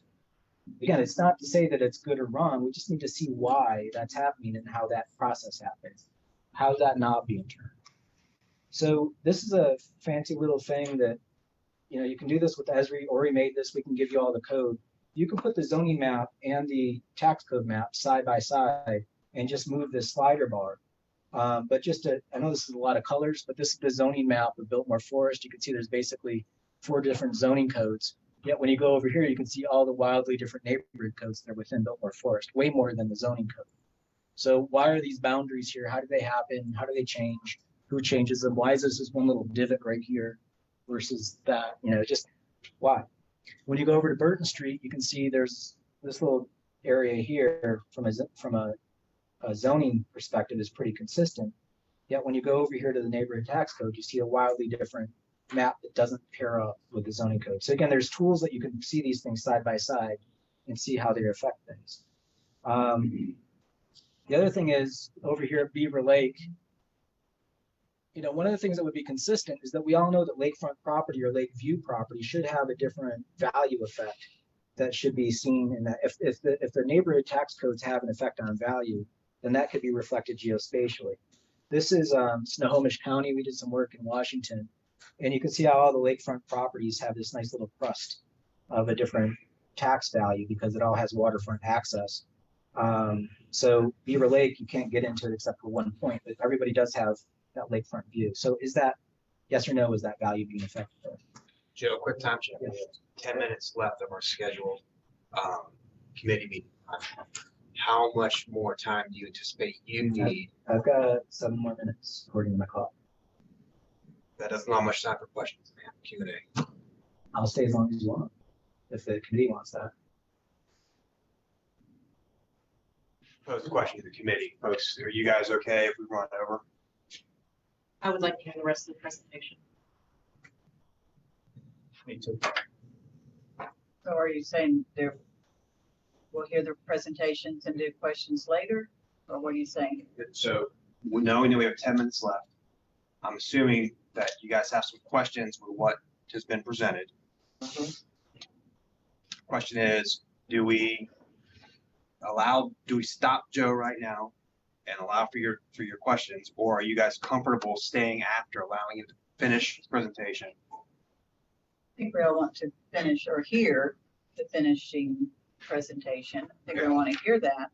I don't know that I would propose that we've had to jot down, I've taken several pictures. I'll go back and I can make my question from the photo. I can make my questions from my notes.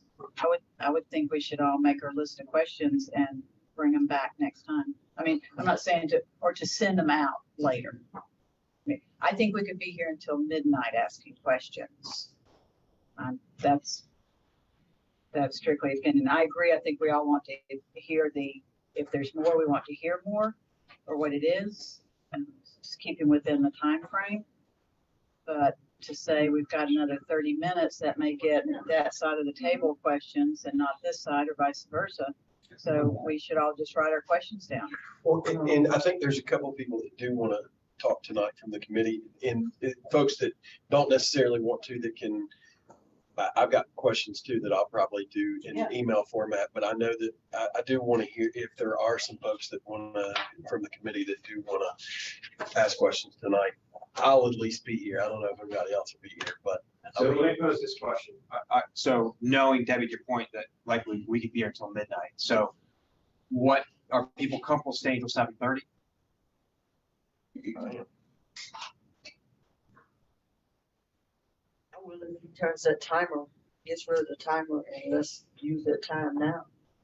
As part of his presentation, because I think we spent a lot of time with him closing down, stopping his timer, because we asked questions, which I'm quite sure he's done already. I don't mind.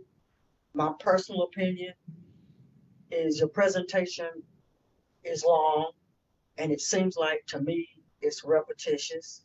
I do have some questions. But if we stay to 7:15, 7:30, that's fine. If we just keep it rolling, just because I'm getting lost.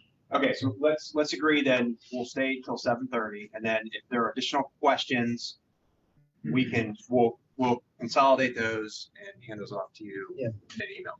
He wraps up at 7. We got 30 minutes for questions. Yeah, we just want to make sure that that he doesn't talk to 7:25 and then we don't have time for questions. That's what I'm concerned about. It's not, we're really going to time. 7 is good. Yeah. Okay, Okay. thank you guys. So looking at the neighborhood tax codes, this is the shallow side. Notice how all neighborhood tax codes are like level, like an aircraft carrier. And so, the narrative that we're comfortable with is that we're seeing a transaction that sets a new market value, but all the land value rises up to that new market transaction. Yet when you cross the street on Hendersonville Road and you look on this side of the neighborhood, you're not seeing the same practice where you clearly see two transactions, but you don't see the rest of that neighborhood code rising to that level. So that's a matter of, what is that? Why is it being applied one way on one side of the street but not the other? Airbnbs, this is a house on the side of a mountain that's renting for $1,000 a night. I would argue that that's commercial. If you look at the law, it talks about probable future income. If you read the standards, it talks about commercial being valued by income. Property owner on that property card is listed as residential. Yet when you look at the owner, it's somebody in Florida, so they're clearly not living here. This is a breakdown of all housing stock that's not owned by owner occupants here in the county. 28% are from Florida. Pulling the property card of this person, this is the LLC Tigger, owned by this guy, David Ortega. David owns this, he's a doctor that owns this face wrap thing in New Smyrna Beach. So he and his wife bought this property. They're doing short-term rentals here. They've got a bunch in Asheville, and this is how it cash flows for them. So if you and I were to buy this house, we'd be in debt for 30 years, paying $2,000 a month. When they buy the house, the cash flow, they're going to pay off that house in 4.2 years. That's a different apples and oranges argument of looking at I think houses. we can skip that because the state just passed the law. We don't know what's what. So we can skip that part. I found it on Airbnb, just looking. The city of Asheville has permits. You can just call up the city and say, where are the permits for Airbnbs? We know where there are. If I'm not mistaken, the state is saying that we can't take into account what the residential issues. If they're advertising it as commercial, and the law says, in determining the true value of the building or other improvements, the adaptability for residential, commercial, other uses, past income, probable future income. So the law affords you, state law affords you to measure income. That makes sense? It does make sense. So if you pull a map of this property, this is the Airbnb map. You can also buy all of this data off AirDNA, where they give you the location. So we can do this countywide if we wanted to, or one of the recommendations could be that the county needs to adopt a permit process very similar to the city of Asheville. Just, you got to pull a permit to use your property that way. That's it. So at least you know where they are. Anyhow, so when you look at the cash flow of that property, if you've got the money to drop into it, you can pay this thing off for 4.2 years and have a net income of $6 million. And let's just say they burn $1 million in new furniture and rehabbing, you're still making $5 million versus the residents not making anything. That's a distorted effect in the value of what's being bought in the marketplace. So that's their other house on the river. These two are, I mean, you could find them right on the Google map. There's a label on their roof right there. Those are owned by Jay Flano. He's got those properties that are renting between $1,600 and $1,900 a night. These other properties are also listed on Airbnb, and these are most likely Airbnb, this non-owner occupied houses. There are 4 owner occupied houses, and so the value of the dirt is pretty much the same between Airbnb and owner occupied. The value of the building per square foot is about the same. So when this is our people in our community and what our incomes are, we have people that are really poor, less than $10,000 per household. This is what people can afford of that housing supply. So these folks could afford a $60,000 house. When the market takes that out of our supply in white, those are non-owner occupied houses, buying and gobbling up that supply, it puts downward pressure on the value of the houses. So people over here that are, I mean, they're at the rich end, they're undersupplied too. So they go shopping downward and push the bottom off the table. So what's the value of houses if this is going on in the marketplace, and we need a discount for that? So we just went ahead and pulled a number. This is the housing stock is going up in the county, but notice this is non-owner occupied in red, owner occupied in blue. So notice how you see that swell that happens after Airbnb is applied. You start to see more people gobbling up our housing stock. And this is when the city made things worse by doing the hotel moratorium. It pushed more of that demand out into our housing stock outside the city's limits. So I would argue that we're playing checkers in the middle of a chess match. We're not looking at the proper data, and the market is showing us all of these signals, and we just have to be astute enough and honest enough to look at this stuff. So just to close, just jump ahead. So your input for equity concerns and racist effects is the system is clearly classist, without a doubt. But from a racial perspective, when you apply your redlining map onto the value change, this is Reggie's neighborhood at 31% value change in Shiloh versus Biltmore Forest at 12%. When you apply inflation, it drops. It's about 0.2% change in Biltmore Forest over that term versus 19% in the Reggie's neighborhood. When you get into Shiloh, the South End, you're looking at 20%. Here's Burton Street versus Brucemont Circle. Brucemont Circle is 5%. Burton Street's 26%. This is housing stock owned by Black folks, and green and blue is white folks. White folks have $20,000 more value in their housing versus black folks. When you apply the J curve to that, this is where you start to see the results. So the majority of Black households are in the penalty zone, with 2.4% in that zone where the value is less than the discounted. Where if you're white, you're 8 times more likely to get that benefit. So now what? I have a handout. One is you got to flatten the curve. If you flatten the curve, if you tax Airbnbs or assess them as commercial, is there more revenue in the system to help staff? So flattening the curve is one way to help.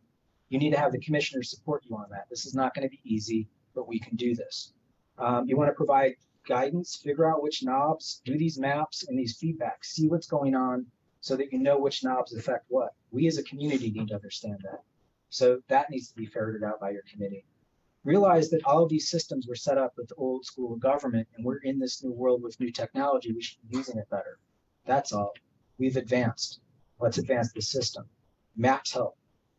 So we would argue using GIS and just cranking out a bunch of maps. This is the 600-page report that the commissioners get. There isn't a map in this. Like, we should see this stuff from a values perspective. Know what's discretionary, run numbers on that, run a definition. Could you make a worksheet? What's, zoning? Zoning is objective. Zoning is a law. There's no discretion to it. But quality rating, that's discretionary. So how does quality rating affect the valuation? Who's turning that dial, and what's the way to double check that? Staff needs help. There are only 12 people in the assessor's office working with 130,000 parcels. That is not cool. So that means there's about 11,000 parcels per staff member. Do they have time to visit any of these? Can they check all of this stuff? There needs to be more support for the assessment department as part of this.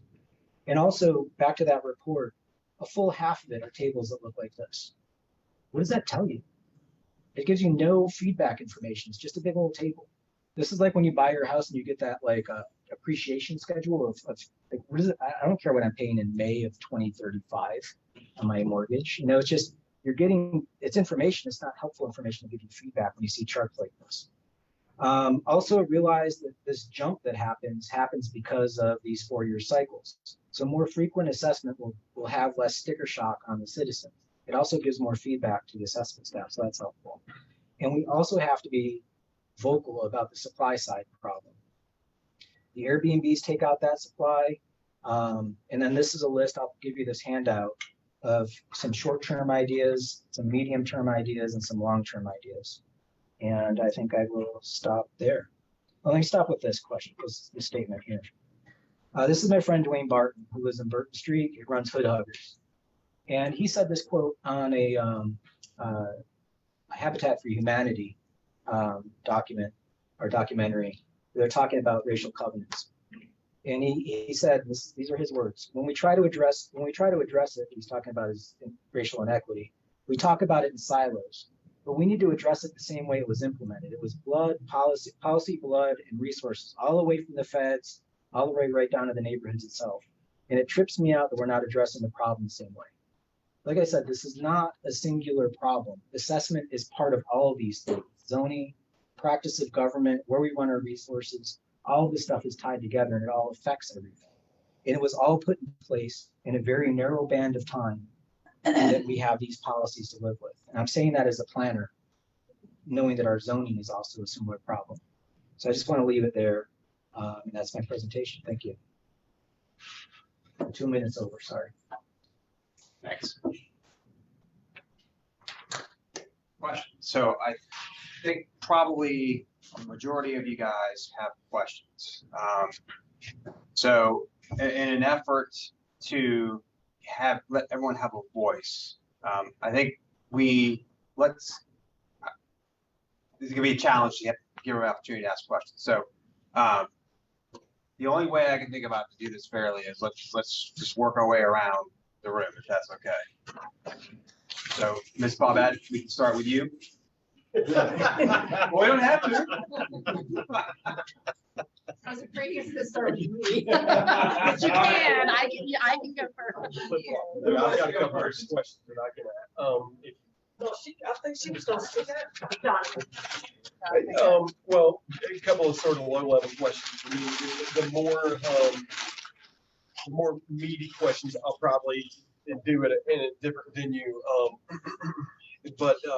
So you talked about taxing short-term rentals differently than we do, let's say, just regular residential house. I tax assessing them. Okay. Assessing them as commercial. Sure. Yeah. Okay.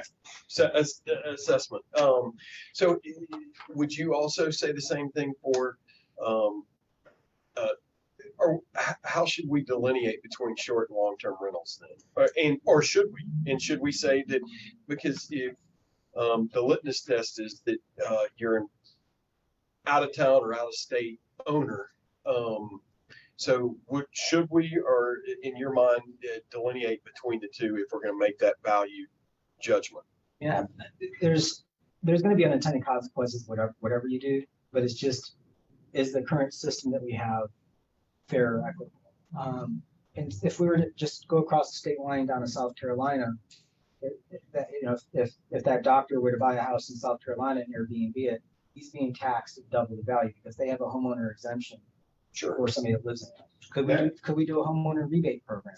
No, we And don't have that to go was to the honestly one of the things that I brought up early on, I think even to the commissioners, was that there is that sort of, what I worry about in that scenario, if we do start to assess in that manner, is that the limited number of affordable rental houses that we have now, like you said, the unintended consequences, plain and simple, that's going to get passed down to the renter. The person that owns that property is not going to absorb that potential value increase that would then increase their taxes. They're just going to pass that You down. just lost me. We started with Airbnb and you went to long-term renters. Sure. Was, Well, no, the initial question was, do we delineate between the two?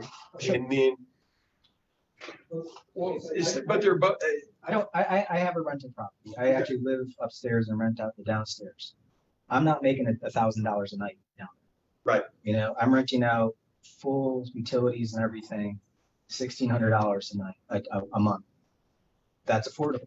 Sure. You know? I think to play devil's advocate though, just for a moment, and then I'm gonna let Miss Bobette or somebody else talk. Just to play devil's advocate, those folks that did have a short-term rental, let's say in March of 2020, that didn't see a really a dime of income for a couple of years, maybe, or a year and a half. Again, you know, there.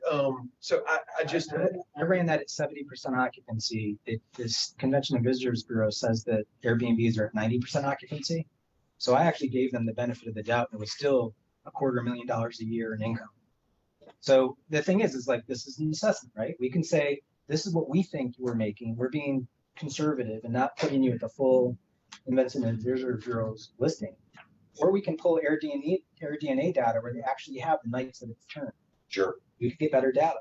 And then put that out there and say, we think you're making $250,000 a year based off your website, what you're advertising it for, based off of what we're seeing your returns for. They can then appeal that and say, here's the data that shows that we didn't have it for the month of March. Sure. You know, it's the same way that we do it with my house. I have to appeal to what the assessment CAMA model says my value is. And then I have to bring information to the table. I just say, just do this same thing for Airbnb. Don't just go blind and say, oh, it's just a house. It's not. It's not anymore. It's a commercial commodity. I just think it's hard to delineate those two because they're both making money. And I think that was part of one of your slides was the fact that they're both charging a rent, no matter if it's. I'm $1,600 a month. Totally, I get it. $1,000 a night. I get it. Apples and oranges. And I don't mind as a property owner. I will disclose my rent. You know, I have to advertise it anyway. So I'll fill out a form and say this is what I rented for. I'm doing a discount, and I do it just because I know the guy is a downtown business owner. I could charge a lot more for that property, but I don't. And I'd be more than happy to just disclose that to the government. But that's me. Again, this is all, how do you handle it? I don't have answers as much as I have what's going on in the system. Sure. Thank you. Okay. I think I'll make a comment and then I'll ask the question. I'm gonna. I think after we had our break, I think I had my sandwich. I put it on the sandwich. I got kind of lost and not uninterested, but I had to come back to. I would ask that whenever you give your presentation to other people, be cognizant of how you present yourself and say things to people, because it kind of threw me off, because it was almost because you were coming into an argumentative state, and it made me feel like that you had walked into this space with that kind of you know, I know you talk about bias and the differences, but everyone is, I'm learning. And so a lot of things that are being said that I have to process it. So so whenever it comes down to the point that it was getting to before we had our dinner break, I really didn't feel comfortable with that conversation. But to go on, I had to make that point because I'm a retiree, so I can say that stuff. You know, and I go home and I feel good about myself. But I had to put that out there because I deal with people in customer service and everything all the time. And we're not here to say if someone's right or wrong. You have your opinion.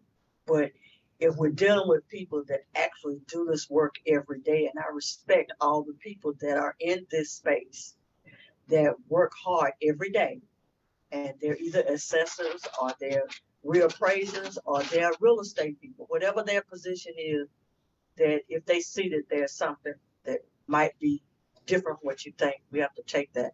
What I wanted to go to, I'm trying to remember, the Shiloh, when you went back to Shiloh and you talked about the redlining and where that line is in Shiloh, where is that line and why did they do that in Shiloh?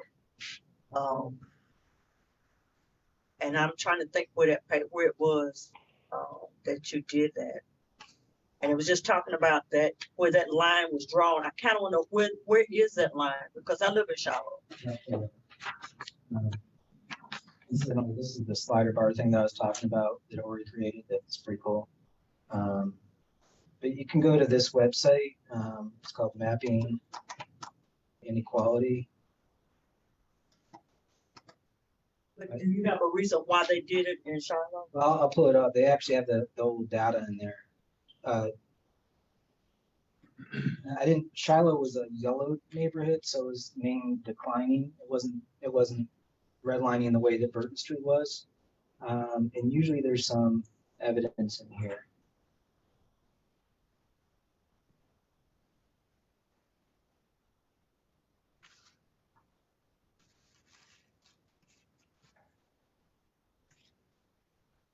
And the reason I say that is because as you're looking for that, the difference is people don't know about the history, and I would ask them to go and look at that African Americans actually lived in Biltmore Forest, and it was the Vanderbilts that bought their property and moved them to the core spots of Shiloh. And a lot of people think they took it from them, but no, they sold it. There was one man that refused to sell, and he died on his property, on the estate. So, but I wanted to know where that line was, and I don't see it. You don't have it. I'll put it up right here. But what's interesting about Shiloh, or that area, is they're listing the Black population as none. So somewhere between 1934, when this document was made, was probably when that move happened. Because there were Black people on the other side of Swing Creek Road before the people moved into the core of Shiloh. Because my family dates back to the 1800s, and I live on that property. So there's this. I'm trying to figure out where the line was and what you were saying. I'm pulling it up right now. This, okay. Here's Hendersonville Road right there. So there's a little piece of yellow across Hendersonville Road, but that area that I showed you that became this whole zone right here is probably the area that you're talking about that was in the Biltmore estate, and that changed in '39. That neighborhood, and it's white here. It's just chopped off the map. It wasn't part of Asheville. So that's what you're talking about. Because people don't realize that property went all the way down where you see Mayheck is, all the way down into where the Vanderbilt, that area is. That's how far it stretched. That Black people actually live there. Yeah, there's this other map. So that the HOLC map only covers Asheville and the Asheville environs. This one goes a little bit outside the lines right here, and that's that area that is, kind of zoom in. It's outside of Shiloh, but over here. This is all part of the Biltmore estate now, or close to it. So this zone right here is what's listed as 10 to 50% Black right there, which is now part of Mayheck, part of the hotel complex, and part of the highway. So what about the other side of Sweeten Creek? The other side of Sweeten Creek out here, you can see this is it here. This is 90 to 100% Black. So that's probably the area that grew up inside Shiloh. So this map is 10 years after, or about 7 years after the red line map. So you saw with the red line map in Shiloh, they listed it as no Black folks. So that's where that transition happened, somewhere in the 30s. Okay. Does that make sense? No problem. I got you. Tammy, you're up. On the short-term rentals, I was referring more towards, and this is new, but I've kind of been following it for downtown issues. So it may not be, but what the state is saying, that the local governments still have the authority to regulate short-term rentals, but that they can't impose them to register. And I'm ad-libbing here, so it was a case down in Wilmington, I believe, that went before the state. So The Wilmington one was it was thrown out because they did a 400-foot requirement between Airbnbs. And I mean, that's so arbitrary. It's so easy to just, and the courts were like, that's arbitrary and capricious. Why 400 feet and not 398 feet? I believe it also talks about the registration of whether it is or not, Well, whether it's used. Asheville still registers, right? But I think the state is saying that there is not. I think this was just passed and ruled on for the state of North Carolina. It happened in Wilmington. The case was, does anybody in the, okay, can you please, because I know a little bit just because. Yeah, exactly. It was, I think it was, the opinion came down, I think April 5th by the Court of Appeals, where they basically ruled that you can't require permits for Airbnbs. There were some other things that Wilmington did that the judge overruled, that the trial court said you can't do, but the Court of Appeals said you can't. I don't know. I was trying to find today whether that's going to be appealed to the Supreme Court. That may be a case that goes to the Supreme Court. Not to interject, but I had read it as they can't limit the number of Airbnbs. Like a city can't, yeah, so it's not necessarily, and I could be wrong here, but it's not necessarily that they can't require you to register it, it's that the city can't limit the number of Airbnb registrations, which I know a lot of areas have tried to do in order to try to prevent this problem. So I believe that there's two issues, right? One was the case, and the case did say you can't limit it anymore, right? Especially the 400 feet and the lottery that Wilmington was using. But there's also a state law that talks about that registration piece, and I have an inventory of them. And I don't remember the exact case law, but I think we're mixing, there's two. One is no registration and one is a case law. Oh, let's put that aside for a second. I can open up Google Earth and see exactly where those houses are. I can see where they advertised it. I mean, I did this all without any registration process at all. I just looked at their property cards and found all of those. I just went on Airbnb and saw their advertisements. Can we do the same and just say, okay, well, you're clearly advertising as commercial. Not my fault. You know, you advertised. So you're saying then that is equity? That is equity, treating everybody the same? Is that what you're saying? So if you own a rental, and so you're saying that that's equity for you to be penalized, right? Well, it's a penalty. I'm just saying I'm pulling at $1,600 a month. What is that net in my property? I also live there. I have a mortgage. I have maintenance. You do all these things for a regular commercial property. For a commercial building downtown that has rentals in it. You're gonna factor in the amount of maintenance and cost. The owner will oftentimes confess that in their appeal of their property, where they'll tell you, this is what I'm burning. I'm not making all this profit off this. I have to pay to maintain this as well. The same is true with these folks. So just treat them like a commercial property they are. They're getting way more income. This one property right here is pulling, let's see, what's Jay getting on this one? The one on the end right here is pulling $2,000 a night. The bachelor pad is what it's called. And it's for bachelor parties. You know, that's a significant income. $2,000 a night, that's more than I make in a month. So I would say it's inequitous that I'm being taxed as a duplex and he's getting taxed as a house and not that income. Does that make sense? How are you proposing then that somebody that's making income off a residential property that has a residential zoning, per the zoning for Buncombe County, how are you proposing that they be assessed? They have chosen to use it in a commercial I'm application. asking a question. I understand. We're on the same page. What are you proposing for how should they be assessed? Right. Again, this is a conversation for the committee, is go through that lens of it. Once it flips to commercial, what does that do? Are they taxed at a rate that's commensurate with their impact and their revenue and their income measured against the law? Right now, the income's not being measured. It's just being seen as a house. Even though it has a residential zoning. But let's make the assumption, because this is right off of Amboy Road. I know that street. That's a residential zone right there. So even though it has a residential residence up there on that hill. Yeah, no, I know. I understand. I'm thinking then you also have something else that is part of this, which is the zoning piece of it. So you have residential houses and residential locations, then that you're trying to apply another formula to something that might not be accurate. I guess I'm just asking, so what do you see, how do you see assessing that then? What would be your recommendation? This is the thing, we already do this, let's see. This is my old house in Brucemont Circle. On the right. And on the left, this is a 6-pack apartment building. So this has to go through a commercial valuation. That's a residential valuation. Commercial building, apartments, residential building, somebody lives in that. Jessica lives in it.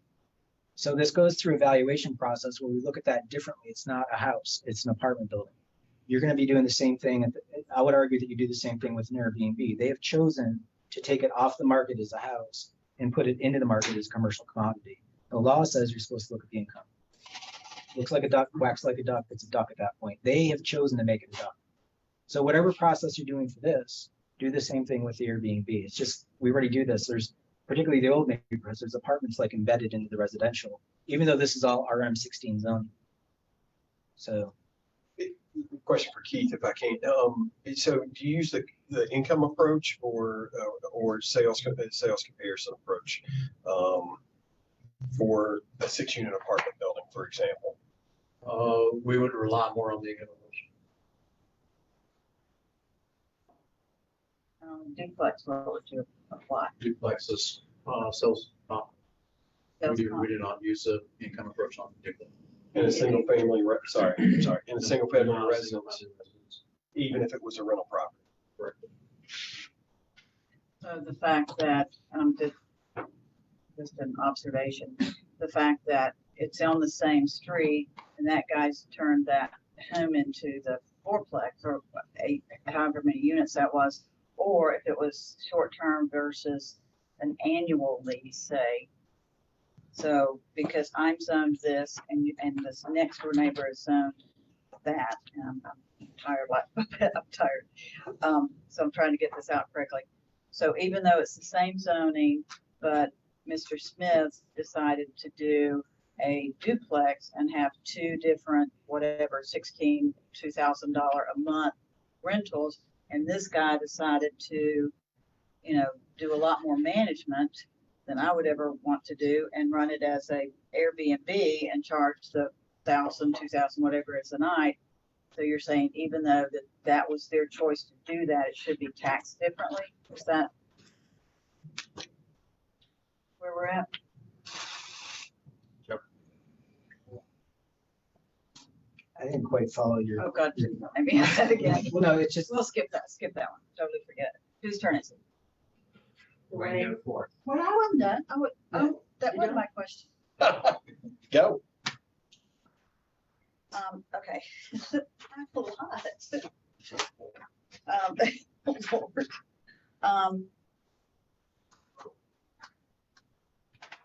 Okay. You said something about number of hours that you and your team put into this, and obviously, it appears to be a ton. I think, did you say 300? 300 hours, yeah. So so your company funded that? Were you funded to do? No, we do pro bono work, and This was when I be totally honest, when I see my city talk about reparations, and I've lived here long enough to know, and I'll actually go back and quote Dwayne. He calls it creative pretending. We'll talk about an issue. We won't try to find the root of what the problem is and unplug it. And we'll turn I did this with I-26. I spent 20 years talking about I-26, and I don't think y'all realize how big that highway is going to be. It doesn't need to be that big, but we talked about it a whole lot. We never made action to actually make a better highway for our community. And I got the sense that we were doing the same thing with reparations.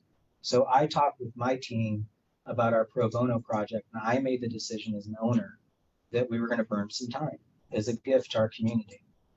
So that was it. And I agree that things happen and it gets, my favorite saying is the more you run over the dead cat, the flatter it gets. And many things in our community and state have been run over many, many times. I was just asking because that is unusual in today's market. So your study, whether it was today's presentation or what you gave to the county commissioners, was totally pro bono?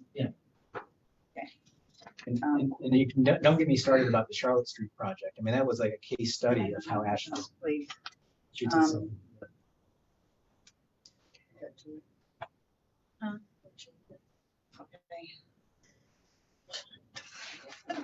Oh, whatever. Okay, here we go.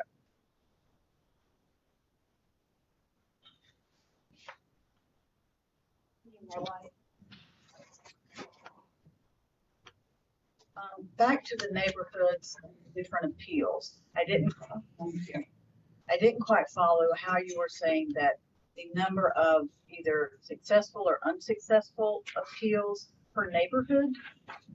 Well, I was showing that you could actually put the appeals on a map and you could look at them and then start asking questions.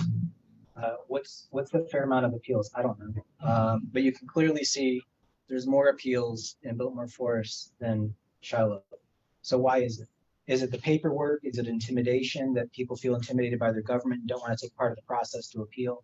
But you're getting 2 points less of feedback when you see 3 versus 5, right? That's a data point. So just why is that? Is it, now I talked to my neighbor about appealing. He was telling me, he's like waving his property card at me. And he's like, my taxes are too high. And I'm like, do you want to appeal? And he just looked at me and straight and said, do you think I'm going to get a fair shake? Now, I can't put myself in the mindset of an 80-year-old black man, but I have to respect what he said. And for him, he doesn't think he's going to get a fair shake, so he didn't bother appealing. I appealed. I would have helped him appeal. But we have to listen to people in the community and ask, why do they feel that way? You know, I didn't walk in his shoes, but I can hear him and I feel for him. And I think that as part of this process, asking yourself 3 versus 5, well, why is it? Talk to folks in Shiloh. I think that was part of our survey. The public survey. Because I'm trying to understand how more people appeal in Biltmore Forest than they do in Shiloh, when only the rich can live in Biltmore Forest. Is it that they can pay for a professional to go and put together a package? And, you know, again, I say this with all due respect. I mean, the county assessor has the hardest job in government, I believe. They're going to get attacked by people to hire attorneys, real estate experts, and they get beat up in the process. I don't think the appeal process is not kind, but that's a feedback of government that we have here. I believe the public needs to be educated on how to appeal. I think that's been a question, and it's just like in all of county government. I think education is a huge key, that people don't know how to get services or whatever it happens to be. But I haven't seen any appeals by companies, firms for residential properties. I only see that on commercial properties, on the Lowe's stores, for example, or Ingles Markets, for example, not residential. So it's in my opinion, and I have seen it, that even early on, it's a very easy process. Whether everybody knows about it, probably no, but it's easy to find out about it. So that one I don't understand. Well, then on the flip side, you've got 2 times the failure over in Shiloh versus Biltmore Forest. So is somebody filling out the form and they just don't understand the form, so the forms aren't communicating properly on how to appeal, and they're just like, my taxes are too high? Where did you get that data? Or was it a correct assessment from? County. Can I just add this, and then I know we have to go. When I look at, I don't want you all to think that the people in Shiloh do not know how to fill out. I don't want you to think that. They do know how to fill out. But when they go in with what income they've had from retiring, and if their husband, especially got some people that their husband worked on the railroad, by the time they go in, they don't qualify because they make too much. The bar is so low. You can only make $32,000 a year or something. And if that's what, or, you know, even at one time it was 29, they don't qualify. It's So not those that. exemptions. For the Right, for the exemption, right. exemptions. So we can't get any kind of reductions, or whenever they go in for the appeal process, they say they don't qualify. And they don't trust the system. So folks, just time check here. You can see we're at 7:33. I don't How do you want real to estate disrupt this people? conversation. I know some people may have to leave. I don't have to go, but I have a request that would really help me because I have a lot of questions and comments and notes that I've made that I would love to have your input on. Sure. But I would love to have a copy of the entire presentation and a slide, and that way, that's why, like, for me, it would have been really helpful. This is just feedback for me, like to have like conversation as we go through. That way, like all of us to be able to do that. So if like I could have a copy of that, that way I tried to make notes, but it would be really helpful. And then I don't know how we plan to get questions answered, because I do have to leave. Yeah.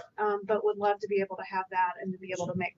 So here's what I suggest. So in an effort to consolidate questions from you all, I would ask that before our next meeting in 2 weeks, that you guys respond with questions to Christina, myself.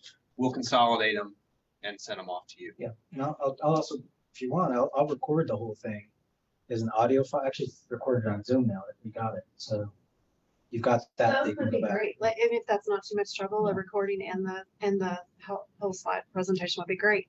Would be helpful to me. And once we get the slide, the I actual can get you meeting the PDF tomorrow. tomorrow. I can do the recording by the weekend. Thank you for hearing me out. Will you be available to come back again if we? Okay.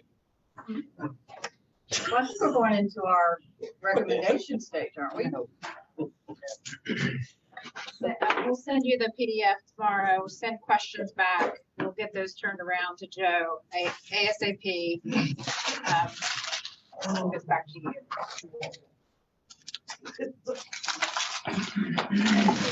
Yeah, that's everybody. I was gonna say, what is?